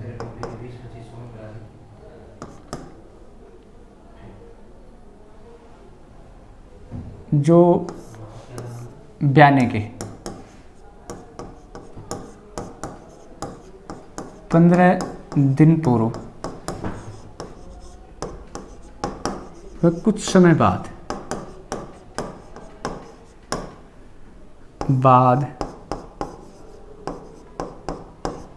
जो भोजन दिया जाता है,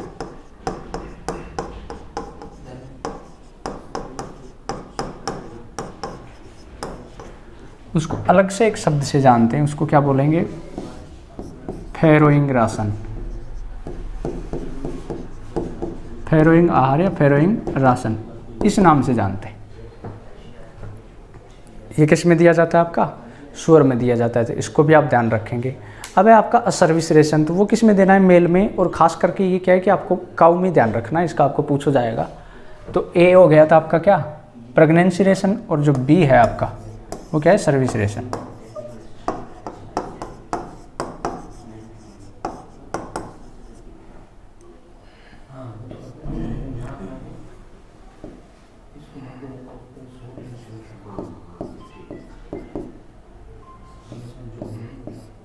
सांड को 2 kg दाना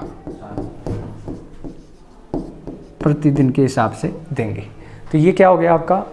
जो है दाने की मात्रा हो गई। सर्विस रेशन के लिए देंगे 2 kg अतिरिक्त देंगे। नर और मादा दोनों में बात हो चुकी। नेक्स्ट यदि हम बात करते हैं, तो आपका जो फर्स्ट टाइप था आपका कौन सा? Maintenance ration. उसमें हम बात कर लिए किसको कितना दाना देना है, वो हम बात कर चुके। दूसरा प्रोडक्शन रेशन, उत्पादन के लिए, दूध उत्पादन के लिए, ऊन उत्पादन के लिए, जो भी है ये सब हम बात कर चुके, कितना कितना दाना देंगे। इसके अलावा यदि हम बात करें तो इसमें जो आपका ब्रीडिंग पर्पज़ के लिए हम दे रहे थे, तो उसमें एक तो प्रेगनेंसी रेशन दे रहे थे गर्भ धारण के वक्त, कि जब गर्भ में बच्चा हो उस वक्त कितना देंगे। और इसके अलावा यदि बात करें इसमें, जब आपका जो मेल है उस मेल को आप किस काम में लेना चाहते हैं? सर्विस पर्पज़ के लिए काम में लेना चाहते हैं, ब्रीडिंग पर्पज़ के लिए काम में लेना चाहते, क्या देंगे? 2 kg उसको दाना देंगे पर डे के हिसाब से। अब ये पर डे लिखने की आवश्यकता नहीं मुझे, क्यों? क्योंकि जब शब्द ये लिख दिया कौन सा? आहार, ये रेशन। रेशन का मतलब क्या है? 24 घंटे का है, ठीक है ना।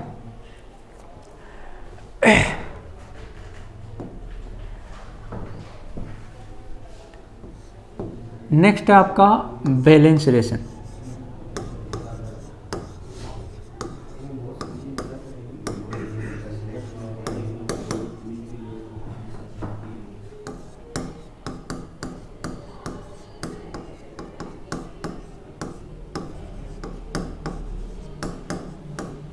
संतुलित आहार। बैलेंस मतलब सभी प्रकार के जो भी शरीर की आवश्यकता के लिए हैं, जो भी आवश्यक उसमें अपने शरीर के लिए जो भी आवश्यक पोषक तत्व हैं उनके लिए हम भोजन करते हैं। और वो जो सभी आवश्यक पोषक तत्व किसी भी भोजन में यदि हम मिल जाएं उसको हम क्या कह देंगे? संतुलित। संतुलित का मतलब ये 2 हाथ है आपके सामने, इसको मैं तराजू मान लूँ, तो ये संतुलित तब हैं जब दोनों एक समान अवस्था में हैं। यदि एक ऊपर हो गया या एक नीचे हो गया, कोई सा भी एक ऊपर नीचे हो गया, तब ये संतुलित नहीं है। संतुलित का मतलब सभी समान मात्रा में। तो क्या बात हो गई? पहली बात तो इसमें क्या होगी, सभी पोषक तत्व विद्यमान होंगे। और कैसे विद्यमान होंगे? उचित अनुपात में। अब ये दूसरा शब्द भी समझना जरूरी है कि सभी पोषक तत्व तो विद्यमान हों। मान लो कि सारे के सारे पोषक तत्व हैं, ठीक है, लेकिन मान लो कुछ पोषक तत्व ऐसे हैं जिनकी मात्रा तो ज़्यादा है और कुछ पोषक तत्व ऐसे हैं जिनकी मात्रा कम है। तो जो कम है तो उनकी वजह से हो सकता है शरीर के ऊपर विपरीत प्रभाव पड़ जाए। यानी पोषक तत्व तो हैं लेकिन उनकी मात्रा क्या है? कम है। इस वजह से हो सकता है कि शरीर के ऊपर विपरीत प्रभाव पड़ जाए, गलत प्रभाव पड़ जाए। इस वजह से क्या करना पड़ेगा? जो भी पोषक तत्व हैं सभी किस मात्रा में होने चाहिए? उचित मात्रा में होने चाहिए। जैसे फॉर एग्जांपल मैं वैसे समझाने के लिए आपको बता दूं कि उसमें आवश्यक पोषक तत्व मान लो कि 10 हैं फॉर एग्जांपल, उसमें से मान लो कि पूरे के पूरे 10 के 10 ही हैं और इनकी मात्रा मान लो कि जो मात्रा है सभी की वो चाहिए 1-1 kg। ये उदाहरण के लिए समझा रहा हूँ।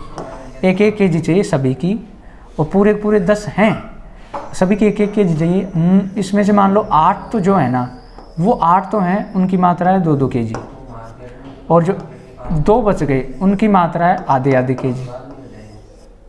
तो गड़बड़ हो गया ना, मतलब सारे पोषक तत्व तो होते हुए भी ये क्या हो गया? गड़बड़ हो गया। ये एग्जाम्पल समझाने के लिए, ऐसा एग्जैक्ट नहीं होता, समझाने के लिए कि जैसे 10 के 10 हैं लेकिन जो 10 हैं उनमें से सभी 1-1 kg की मात्रा में चाहिए, लेकिन उनमें से 8 तो 2-2 kg मिल गए, लेकिन बाकी जो 2 हैं उनमें आधे kg कम है तो वो 2 ही फिर गड़बड़ कर देंगे। तो ऐसा भी नहीं होना चाहिए कि कुछ ज़्यादा और कुछ कम हो। तो हमें ज़्यादा भी आवश्यकता नहीं, कम भी नहीं है, और कम भी नहीं हो कि मान लो कि 10 पोषक तत्व चाहिए, 8 हैं और सभी 1-1 kg के अनुपात में चाहिए था। मात्रा तो उतनी मिल गई लेकिन जो 2 पोषक तत्व वो कम पड़ गए, फिर यहाँ समस्या खड़ी हो जाएगी। ठीक है ना? तो सभी पोषक तत्व उपस्थित होने चाहिए लेकिन संतुलित मात्रा में उपलब्ध हो, तब हम मानेंगे तो वो क्या है? Balance ration. अगला है इंपॉर्टेंट जो है आइडियल रेशन।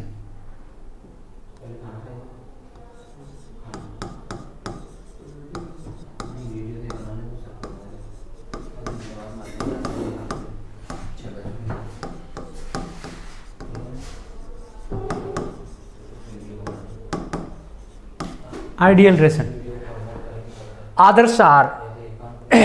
ये जो शब्द है ये बहुत जगह आपने सुना होगा। आदर्श आहार प्रकार तो आहार का ही है, लेकिन ये जो शब्द है ये बहुत जगह आपने इसलिए सुना होगा कि फिजिक्स में भी ये शब्द आता है, ये केमिस्ट्री में भी आता है, आपके एग्रीकल्चर में भी आता है, यहाँ एनिमल हस्बेंड्री में भी आ गया, और ये शब्द ये समाज में भी देखने को सुनने को मिलता है। जैसे मैं कहूँ ये आदर्श शब्द दे रखा है, इसको समझाने के लिए मैं कुछ शब्द लिख रहा हूँ, उसको आप समझने का प्रयास करना। जैसे मैं आदर्श शब्द जिस भी चीज़ के आप लगा दोगे उसका मतलब उसके जैसा इस दुनिया में है ही नहीं, यानी किसी प्रकार की कोई कमी नहीं है। आदर्श शब्द जहाँ कहीं भी आप किसी के भी लगा दो, किसी भी चीज़ के, इसका अर्थ क्या है कि वो दुनिया में जो है उसमें किसी प्रकार की कोई कमी नहीं है। जैसे आदर्श शब्द मैंने ले लिया, यहाँ आ गया मान लो आदर्श पुत्र, आदर्श भक्त, आदर्श पत्नी, आदर्श वोल्ट मीटर, आदर्श एमीटर। ये शब्द ही समझने का है, बहुत समझने का है, क्योंकि डायरेक्ट कभी कभी डेफिनेशन भी आ जाती है। तो यहाँ हम ये देखेंगे कि आदर्श शब्द जहाँ कहीं भी लग जाता है ना, उसका मतलब उसमें किसी प्रकार की कोई कमी नहीं है। जैसे आपने केमिस्ट्री या फिजिक्स में कब पढ़ाओ, आदर्श वोल्ट मीटर, आदर्श एमीटर, इनका नाम सुना होगा। समाज में भी हम नाम सुनते हैं, जैसे आदर्श शब्द जहाँ लग जाए, आदर्श पुत्र आपने सुना होगा श्रवण कुमार का नाम। तो वो जो आदर्श पुत्र उसके क्यों लगा? क्योंकि एक पुत्र में जो गुण होने चाहिए वो उसमें थे, और ऐसे गुण किसी और में आज तक किसी में दिखे नहीं। इसलिए होगा कोई और होगा तो उसको भी हम आदर्श पुत्र कह देंगे, लेकिन आदर्श शब्द वहाँ लगेगा कि उसमें किसी प्रकार की कोई कमी नहीं है। किस दृष्टि से? पुत्र की दृष्टि से, कि वो आदर्श पुत्र इसलिए है कि जो भी एक पुत्र में गुण होने चाहिए उसमें गुण थे। इसका उदाहरण क्या है आपका? श्रवण कुमार आपने नाम सुना होगा। ऐसे ही आदर्श भक्त आपने नाम सुना होगा, किसी प्रकार की कोई कमी नहीं हो, हनुमान जी हैं। वैसे आदर्श पत्नी आपने नाम सुना होगा, सती अनसुया। इतिहास में एक नाम आता है सती अनसुया का, और ये नाम क्यों आता है? क्योंकि उसमें सतीत्व में इतनी ताकत थी कि देवता उसकी परीक्षा लेने गए थे, और उन देवताओं को भी अपनी शक्ति से छोटे छोटे 6-6 महीने के बच्चे बना दिए थे। ठीक है ना, 6-6 महीने के बच्चे बना दिए थे उन सभी को। इसलिए इसको क्या कहा जाता है? आदर्श पत्नी, क्योंकि जैसे गुण इसमें थे वैसे सभी में होने चाहिए ऐसा। लेकिन ये शब्द है ना सिर्फ किताबों में, ये जितने भी शब्द हैं हकीकत में आदर्श वोल्टमीटर भी नहीं हो सकता, एमीटर भी नहीं हो सकता, मतलब आदर्श शब्द तो हो ही नहीं सकता। जैसे आदर्श मैंने यहाँ कह दिया, आदर्श एक शब्द और आता है इंजन, क्रायो इंजन का नाम सुनाओ कभी, आदर्श इंजन। तो इंजन का मतलब कुछ भी खाए पिए बिना, पेट्रोल जितना भी हम देते हैं सारा का सारा काम में बदल दे, ऐसा कभी नहीं होता। सब रिश्वतखोर हैं। बाइक में जितना पेट्रोल डालेंगे उसमें से कुछ भाग उसके जो पार्ट्स होते हैं ना उसमें घिस जाता है, पूरा काम में नहीं बदलता। तो जहाँ भी ये शब्द आता है आदर्श, उसका मतलब कोई कमी नहीं, लेकिन ये शब्द किताबों में अच्छा लगता है, हकीकत में ऐसा कुछ होता नहीं है। लेकिन आदर्श आहार की यदि बात करें, यहाँ ये शब्द क्यों आया है, यहाँ इसका मतलब क्या है?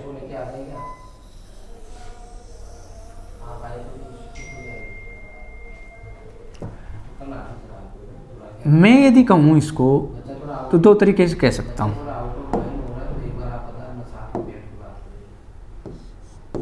पहली बात, आइडियल रेशन यदि वो है तो पहले तो वो क्या होना चाहिए? संतुलित होना चाहिए, पहली बात, यानी सभी पोषक तत्व उसमें होने चाहिए। अगला, इस संतुलित होने में यानी सारी जो भी आवश्यकता थी ना, जो भी एक गुण होना चाहिए अच्छा, किसी भी जो आपका आहार है उसके सारे गुण आ गए ना इसमें, संतुलित में सभी पोषक तत्व समान मात्रा में। इसके अलावा क्या होना चाहिए? ये सस्ता होना चाहिए, आसानी से उपलब्ध हो,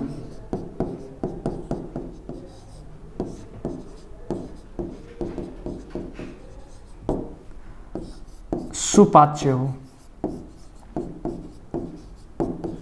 यानी सभी गुण यदि किसी के अंदर हैं, ये सभी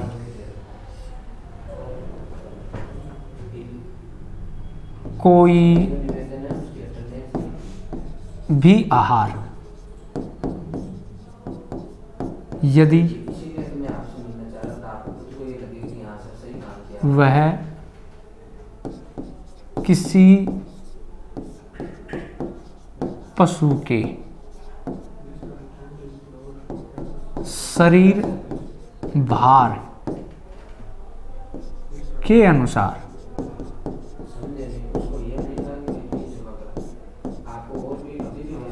सभी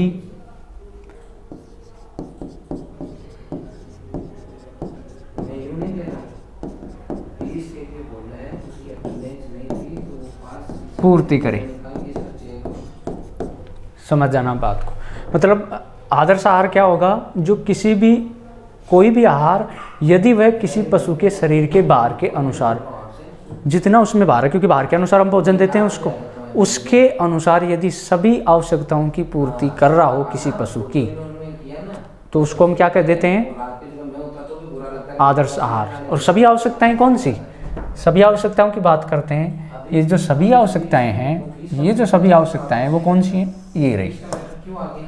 इन सभी आवश्यकताओं की पूर्ति को यदि पूरी करता है तो वो क्या हो जाएगा? आपका आदर्श आहार हो जाएगा। तो संतुलित आहार हो गया, आदर्श आहार हो गया।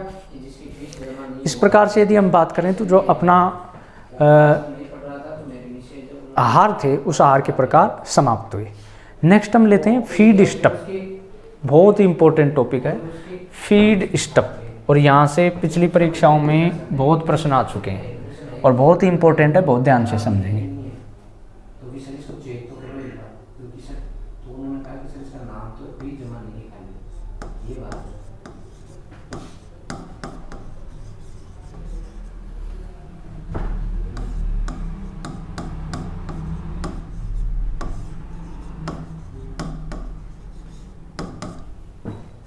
फीड स्टफ, भोज्य पदार्थ मतलब जो भी हम पशु को खिला रहे हैं, वो जो पशु को हम खिला रहे हैं उसके प्रकार क्या क्या हैं, जो पदार्थ हम उसको खिला रहे हैं उसके प्रकार क्या क्या हैं, वो क्या आपके भोज्य पदार्थ फीड स्टफ हैं।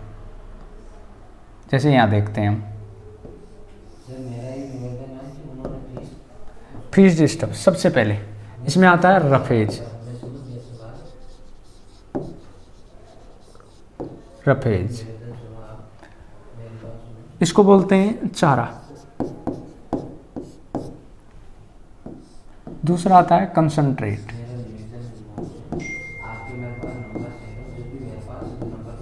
कंसंट्रेट यानी दाना, रातब या बांटा भी इसको कह देते हैं। अगला आता है फीड एडिटिव।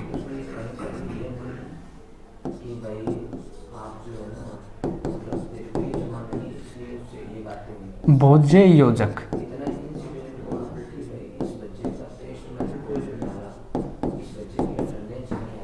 ये 3 प्रकार के क्या होते हैं आपके फीड स्टफ हैं, और ये इन दो को तो बहुत डिटेल से पढ़ना होता है क्योंकि यहाँ से दोनों से प्रश्न आ चुके, तो डिटेल से एक एक को समझेंगे। जो चारा है आपका वो, और जो रातब है आपका, साधारणतः तो आपको देखा हुआ है खूब, और कुछ बातें आपको पता भी होंगी, लेकिन फिर भी कुछ बातें समझने लायक है, उनको समझना ज़रूरी है। रफेज और कंसंट्रेट। अब एक बात बताना, जो भी हम भोजन खाते हैं वो क्यों करते हैं? क्योंकि उससे हमें एनर्जी मिलती है। यदि हमें एनर्जी किसी चीज़ से मिलती है, किसी चीज़ मतलब किसी चीज़ से मिल सकती है, वो तो जो भी हम खाते हैं उसमें हो सकता है कि खाने के बाद हमारा पेट भर जाए, हो सकता है कि नहीं भरे, ठीक है ना। तो कुछ लोग क्या करते हैं कि जैसे जो फास्ट फूड खाते हैं ना, तो उसमें क्या होती है, कैलोरी ज़्यादा होती है, इस वजह से क्या कि उनमें फैट वगैरह आ जाती है, ज़्यादा मोटे हो जाते हैं। खाए कम है लेकिन उसमें एनर्जी ज़्यादा आ गई है, कैलोरी ज़्यादा मिल गई है उनको। तो यहाँ से यदि हम बात करें, इन दोनों में एनर्जी इससे भी मिलती है, इससे भी मिलती है, लेकिन समान नहीं मिलती, एक समान नहीं मिलती। जैसे हम एग्जाम्पल के लिए बात करें, जैसे आप बादाम खाते हैं, काजू खाते हैं, तो उससे क्या होता है, एनर्जी मिलती है आपको, ठीक है। और एक आप रोटी सब्जी भी खाते हैं, उससे भी एनर्जी मिलती है। तो आप काजू बादाम ही क्यों नहीं खा लेते? क्योंकि एनर्जी तो मिल रही है ना, स्वादिष्ट भी होता है वो, लेकिन वो नहीं खा सकते क्योंकि हर कोई आदमी नहीं खा सकता। तो आप समझ गए होंगे कि इन दोनों में डिफरेंस क्या है, कि इनकी आवश्यकता क्या है। क्योंकि यदि एनर्जी भी उसमें अच्छी मिल रही है और खाना भी कम ही पड़ रहा है, देखो थोड़ी सी आप बादाम खाओ उसमें ज़्यादा एनर्जी मिल जाती है, और रोटी सब्जी आप ज़्यादा खाओ तो एनर्जी तो मिलती है लेकिन बादाम की तुलना में कम मिल रही है। तो हमें क्यों खाना पड़ता है? हम डायरेक्ट ही बादाम ही खा लें ना भाई, कम ही खाना पड़े, ज़्यादा मेहनत ही नहीं करनी पड़ रही, लेकिन वो हर कोई नहीं खा सकता। आप समझ गए होंगे इस बात को। ऐसे ही पशु को भी हर वो चीज़ हम नहीं खिला सकते जिसमें क्या है कि एनर्जी ज़्यादा है। हाँ, कुछ मात्रा में दे सकते हैं उसको, लेकिन ऐसा नहीं कि हम उसको जो है फुल मात्रा में वही एनर्जी वाली चीज़ें खिला सकते हैं, क्योंकि ऐसा यदि करेंगे हम तो क्या होगा जो अब समझेंगे हम। जैसे मोटे तौर पर यदि बात करें तो ये जो दोनों प्रकार हैं आपके, यहीं बात कर लेते हैं थोड़ी थोड़ी।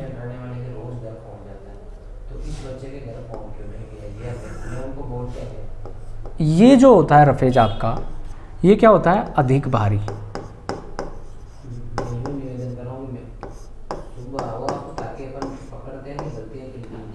और ये जो है ये होता है कम भारी।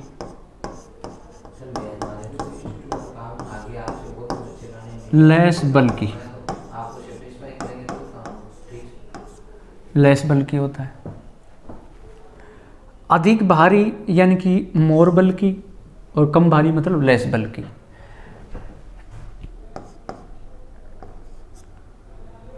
कम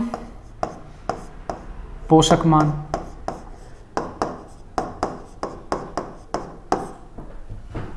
अधिक पोषकता।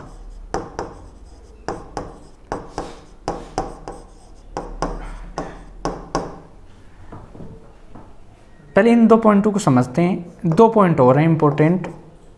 एक तो है आपका CF जिसकी हम डिटेल से चर्चा कर चुके पहले, इसमें भी CF होता है, इसमें भी TDN होता है, इसकी भी डिटेल से चर्चा कर चुके शुरू में हम जो है पॉइंट्स के रूप में, CF और ये TDN। कितनी कितनी मात्रा होती है ध्यान रखना, 2 बार एग्जाम में इस टेबल से कम 3 से 4 प्रश्न आपके पशुधन सहायक में पूछे जा चुके, और ये टेबल छोटी सी है, समझो मुश्किल से आधे पेज की भी आपकी नहीं बनेगी, इतना इंपॉर्टेंट है ये। तो एक चीज़ को ध्यान से समझना है, पहले इसको समझेंगे फिर उतारेंगे तो दिमाग में ऐसे छप जाएगा आपके। जैसे मैंने आपके सामने कहा कि जैसे काजू बादाम होती है उससे एनर्जी मिल रही है आपको, तो फिर आप रोटी सब्जी क्यों खा रहे हैं, उससे मिल तो रही है ना एनर्जी, क्योंकि रोटी सब्जी से भी एनर्जी मिलती है, काजू बादाम से भी मिलती है, लेकिन काजू बादाम आप कम ही खाएंगे ना तो भी उससे एनर्जी ज़्यादा मिल रही है। तो हम ज़्यादा मेहनत क्यों करें, काजू बादाम ही खा लेना, क्योंकि एनर्जी तो उससे ज़्यादा मिल रही है और मेहनत भी कम ही करनी पड़ रही है, ज़्यादा जाड़ नहीं घिसेगी हमारी। तो हम ऐसा क्यों कर रहे हैं, अब ये बात समझ में आएगी आपको। ऐसे ही पशु जो होता है, जब जो भी हम उसको खिला रहे हैं, उसको खिलाने के लिए जो भी चीज़ हम दे रहे हैं उसमें क्या होता है, कुछ तो अधिक भारी होती हैं, कुछ कम भारी होते हैं, कुछ कम पोषक मान रखती हैं, कुछ अधिक पोषकता रखती हैं।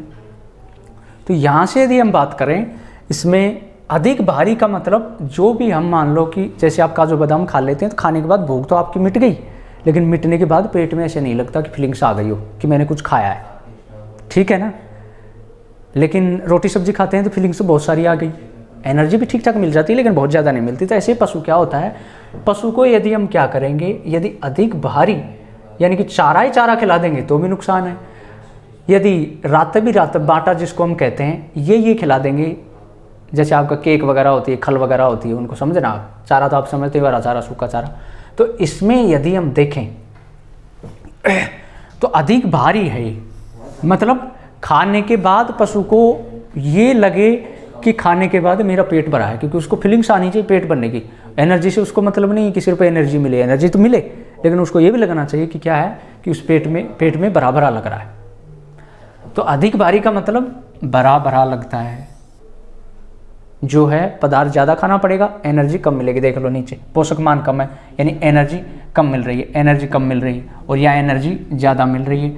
खा भी कम रहे हैं, यहाँ पे देखो कम भारी है, पेट में जगह कम घेरेगा, भारी कम है, लेकिन पोषक मान क्या है, पोषकता अधिक है, क्योंकि उसमें न्यूट्रिएंट्स ज़्यादा मिलेंगे, ज़्यादा मिलेंगे तो एनर्जी ज़्यादा मिलेगी। तो इसमें एनर्जी ज़्यादा मिल रही है, कम भारी है, खाना भी कम पड़ रहा है, एनर्जी ज़्यादा मिल रही है। इसमें अधिक खाना पड़ रहा है और जो है इसमें एनर्जी कम मिल रही है, लेकिन दोनों ही ज़रूरी हैं, दोनों ही ज़रूरी हैं। क्यों? क्योंकि केवल हम चारा ही चारा उसको खिलाएंगे तो चारा बहुत ज़्यादा उसको खिलाना पड़ेगा, क्योंकि उसको शरीर को एनर्जी की आवश्यकता पड़ती है, और जितनी एनर्जी उसको आवश्यक होती है उस एनर्जी में यदि हम सिर्फ चारे से देना चाहें तो चारे में हमें पता है कि एनर्जी कम होती है। चारा खिलाया, चारा खिलाया, चारा खिलाया, चारा खिलाया, ऐसे करते करते करते करते क्या पूरा कमरा ही खिलाओगे उसको, तब जाके उसमें एनर्जी आएगी। कमरा तो नहीं, लेकिन फिर भी बहुत ज़्यादा चारा खिलाएंगे तब जाके जितने उसको जो है न्यूट्रिएंट्स चाहिए उतने मिलेंगे। तो इतना चारा कहाँ से लाएंगे, वैसे महंगा पड़ जाएगा मामला, चारा ला ही नहीं सकते इतना। ये बात समझ में आई। फिर यदि ये दे देंगे तो पहले से महंगा है, एनर्जी तो खूब मिल रही है, इससे खिलाना में कम ही पड़ेगा, लेकिन कम ही खिलाने में बहुत महंगा पड़ जाएगा। इसलिए हम संतुलन बना के चलेंगे कि चारा भी और जो बाटा उसको रातब खिला रहे हैं, कंसंट्रेट खिला रहे हैं, उन दोनों का संतुलन बना के चलेंगे कि एनर्जी भी मिले पशु को, साथ में वो महंगा भी नहीं पड़े, ठीक है ना। नहीं तो भाई चारा खिलाने की जरूरत है क्या है, उसको बाटा ही बाटा खिलाओ ना। इसलिए कई कारण होते हैं, इस वजह से हम दोनों को संतुलित मात्रा में लेके चलेंगे कि कुछ मात्रा में ये, कुछ मात्रा में ये, जिससे वो महंगा भी नहीं पड़े और पशु जो है उसको सभी पोषक तत्व उसको उपलब्ध हो जाएं। बात आई होगी समझ में।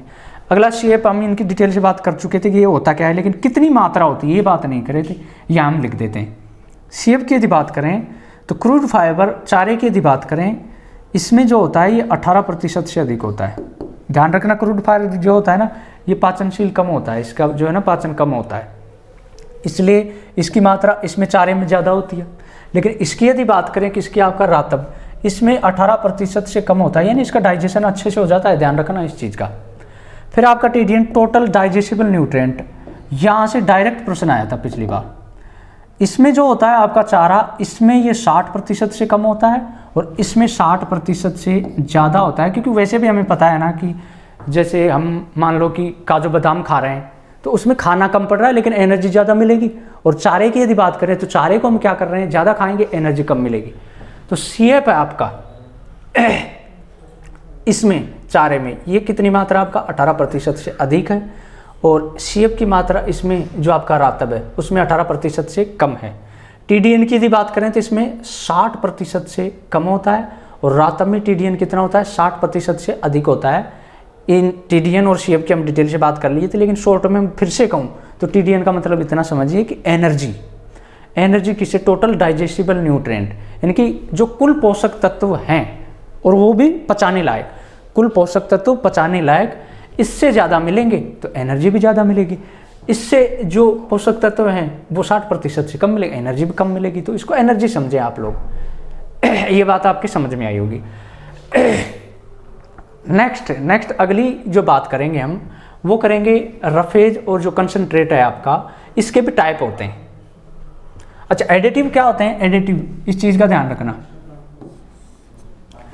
रातब यानी कि जो आपका चारा है, रफेज है, ये हम खिला रहे हैं उसको, कंसंट्रेट हम उसको खिला रहे हैं, ये जो है ये दोनों हम खिला रहे हैं। लेकिन साथ में वो जो फीड एडिटिव है, भोज्य योजक, ये खिलाने की हमें कहाँ आवश्यकता पड़ रही है, क्यों दे रहे हैं हम, क्या ज़रूरत है वो खिलाने की।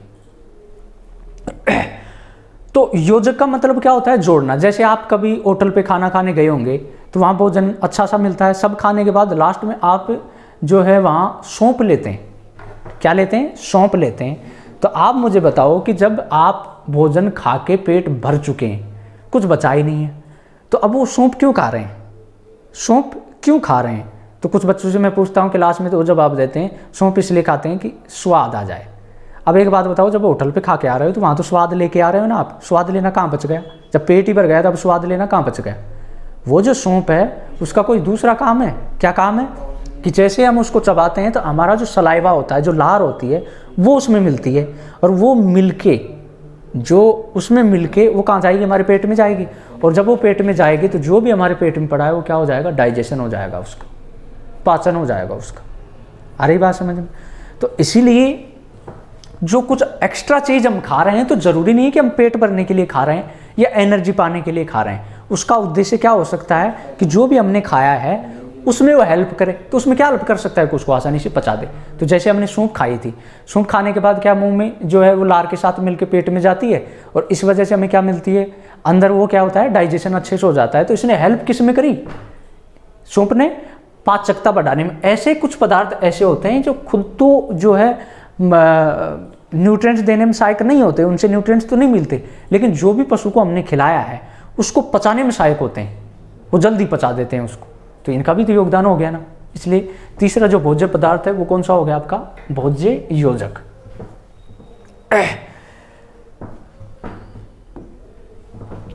नेक्स्ट हम बढ़ते हैं जो आपका रफेज है उसके टाइप्स के बारे में। पहला यहां मैं ए लिख देता हूं,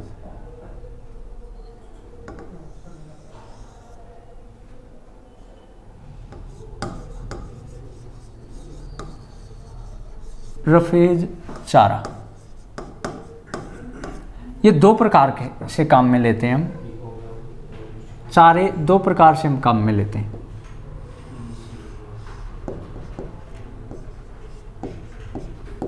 हरा चारा और दूसरा लेते हैं हम सूखा चारा। हरा चारा, सूखा चारा, चारे भी दो प्रकार से हम काम में लेते हैं। अब इसमें भी देखो जो है कुछ चीज़ें इसमें पाई जाती हैं, कुछ चीज़ें इसमें पाई जाती हैं। कोई भी चीज़ हम एक अकेली चीज़ को तवज्जो नहीं दे सकते, क्योंकि केवल एक अकेली चीज़ में सारे गुण हमें नहीं मिल सकते। इसलिए हम केवल एक अकेली चीज़ को तवज्जो नहीं दे सकते, सभी को हमें साथ लेके चलना होता है। तो यहाँ से यदि हम बात करें चारे की, तो चारे जो है दो प्रकार के हो गए। एक तो कौन सा होता है आपका सूखा चारा, एक कौन सा होता है हरा चारा। तो जो आपका हरा चारा है इसमें एग्जाम्पल की यदि बात करें तो फसलें हो सकती हैं, और फसलें भी कौन कौन सी, दो प्रकार की हो सकती हैं। या तो वो दलहनी हो सकती हैं, दलहनी नहीं कह के इसको, हाँ फलीदार, दलहनी या फलीदार, और दूसरी होती है अदलहनी। ठीक है, दलहनी में आपका जो है जो दाल वाली फसलें हैं, मटर, चना, लोबिया, ये हम ले सकते हैं दलहनी में। अदलहनी में जो भी आपकी फसलें बच गई वो आ जाएंगी, जैसे गेहूं, जौ, बाजरा, अन्य और भी हो सकती हैं बहुत सारी, जैसे यहाँ भी बरसीम वगैरह हो गया आपका, बरसीम, रिजका, इन सभी को हम ले सकते हैं। अब इसमें ध्यान देना कि जो दोनों हैं आपका, जो हरा चारा और सूखा चारा, इधर भी हम बात कर लेते हैं।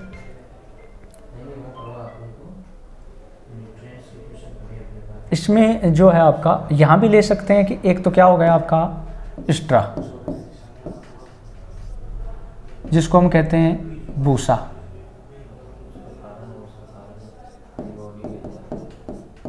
भूसा में ले लेंगे, या ले लेंगे हे,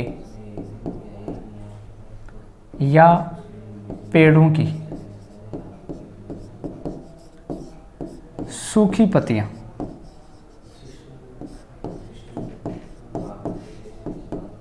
सूखी पत्तियां, जिसको हम क्या कहते हैं, लोम, लोम कह देते हैं आम भाषा में।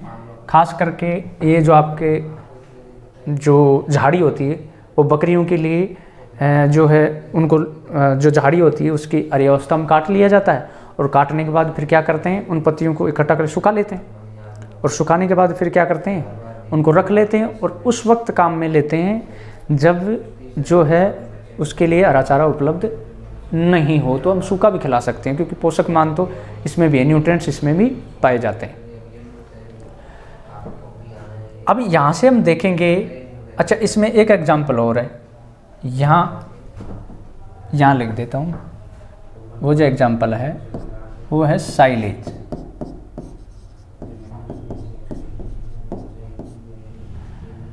अब इसमें देखना कि इसकी क्या विशेषता है, यदि एग्जाम में पूछा जाएगा तो क्वेश्चन क्या क्या बनेगा। एक तो एग्जाम्पल है, ये पूछा जा सकता है। हरा चारा हम किसको कहेंगे, इसमें नमी की मात्रा, नमी की मात्रा, और दूसरा है शुष्क पदार्थ की मात्रा।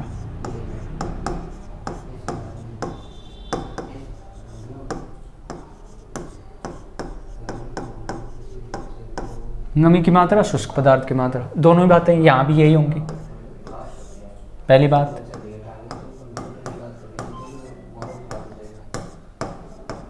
नमी की मात्रा, और दूसरा है शुष्क पदार्थ की मात्रा।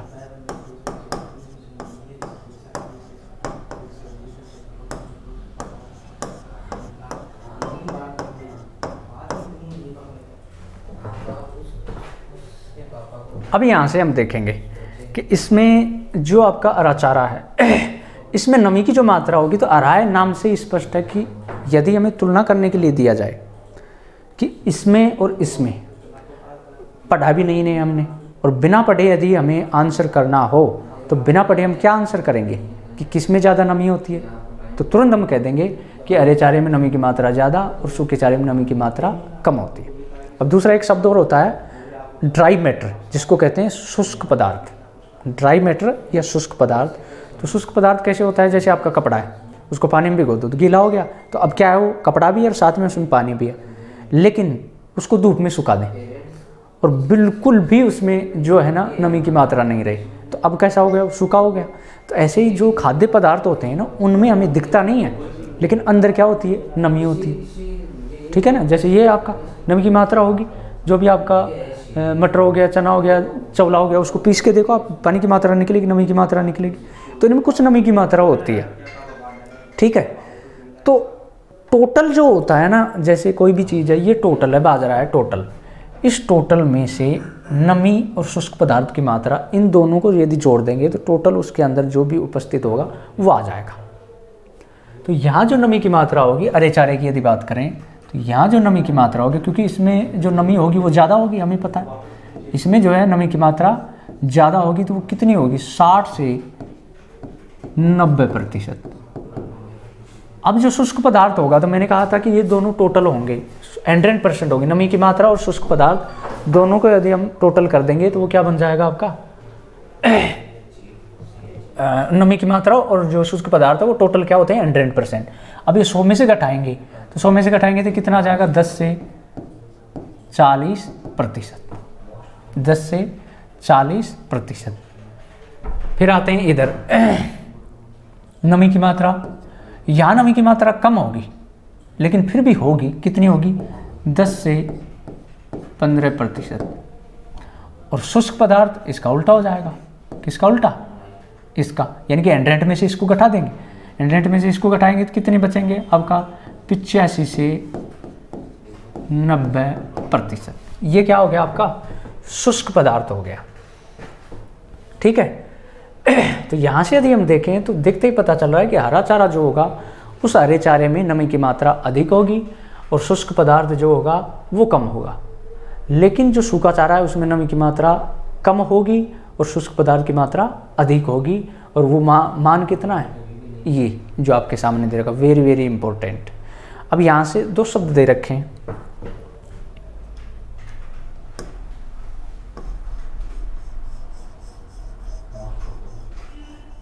एक तो ये और एक ये शब्द, ये जो दोनों शब्द हैं वेरी वेरी इंपॉर्टेंट, क्योंकि ये जो हैं यहाँ तो आएंगे इनके एग्जाम्पल।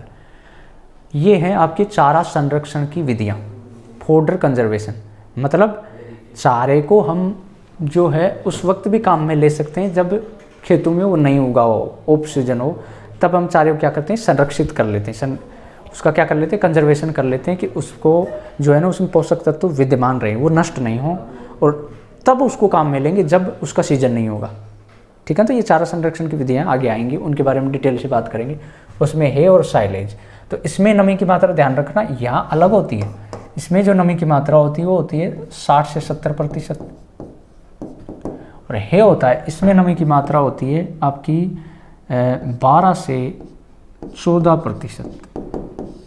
इन चीज़ों को ध्यान रखना, ये पिछली बार एग्जाम में पूछा गया था कि हे में जो है नमी की मात्रा कितनी होती है, साइलेज में होती है। लेकिन ये देखना नमी की मात्रा 60 से 90 के बीच में आ रही है कि नहीं आ रही है, बीच में, क्योंकि 60 से 90 के बीच में आ रही है। इसमें देखो नमी की मात्रा 10 से 15 के बीच है, तो यहाँ कितनी है 12 से 14% आ रही है, इसके बीच आ रही है। तो इस प्रकार से आपके क्या हो गए, रफेज हो गया चारा। फिर इसके बाद आपका क्या आता है, कंसनट्रेट आता है, ठीक है ना।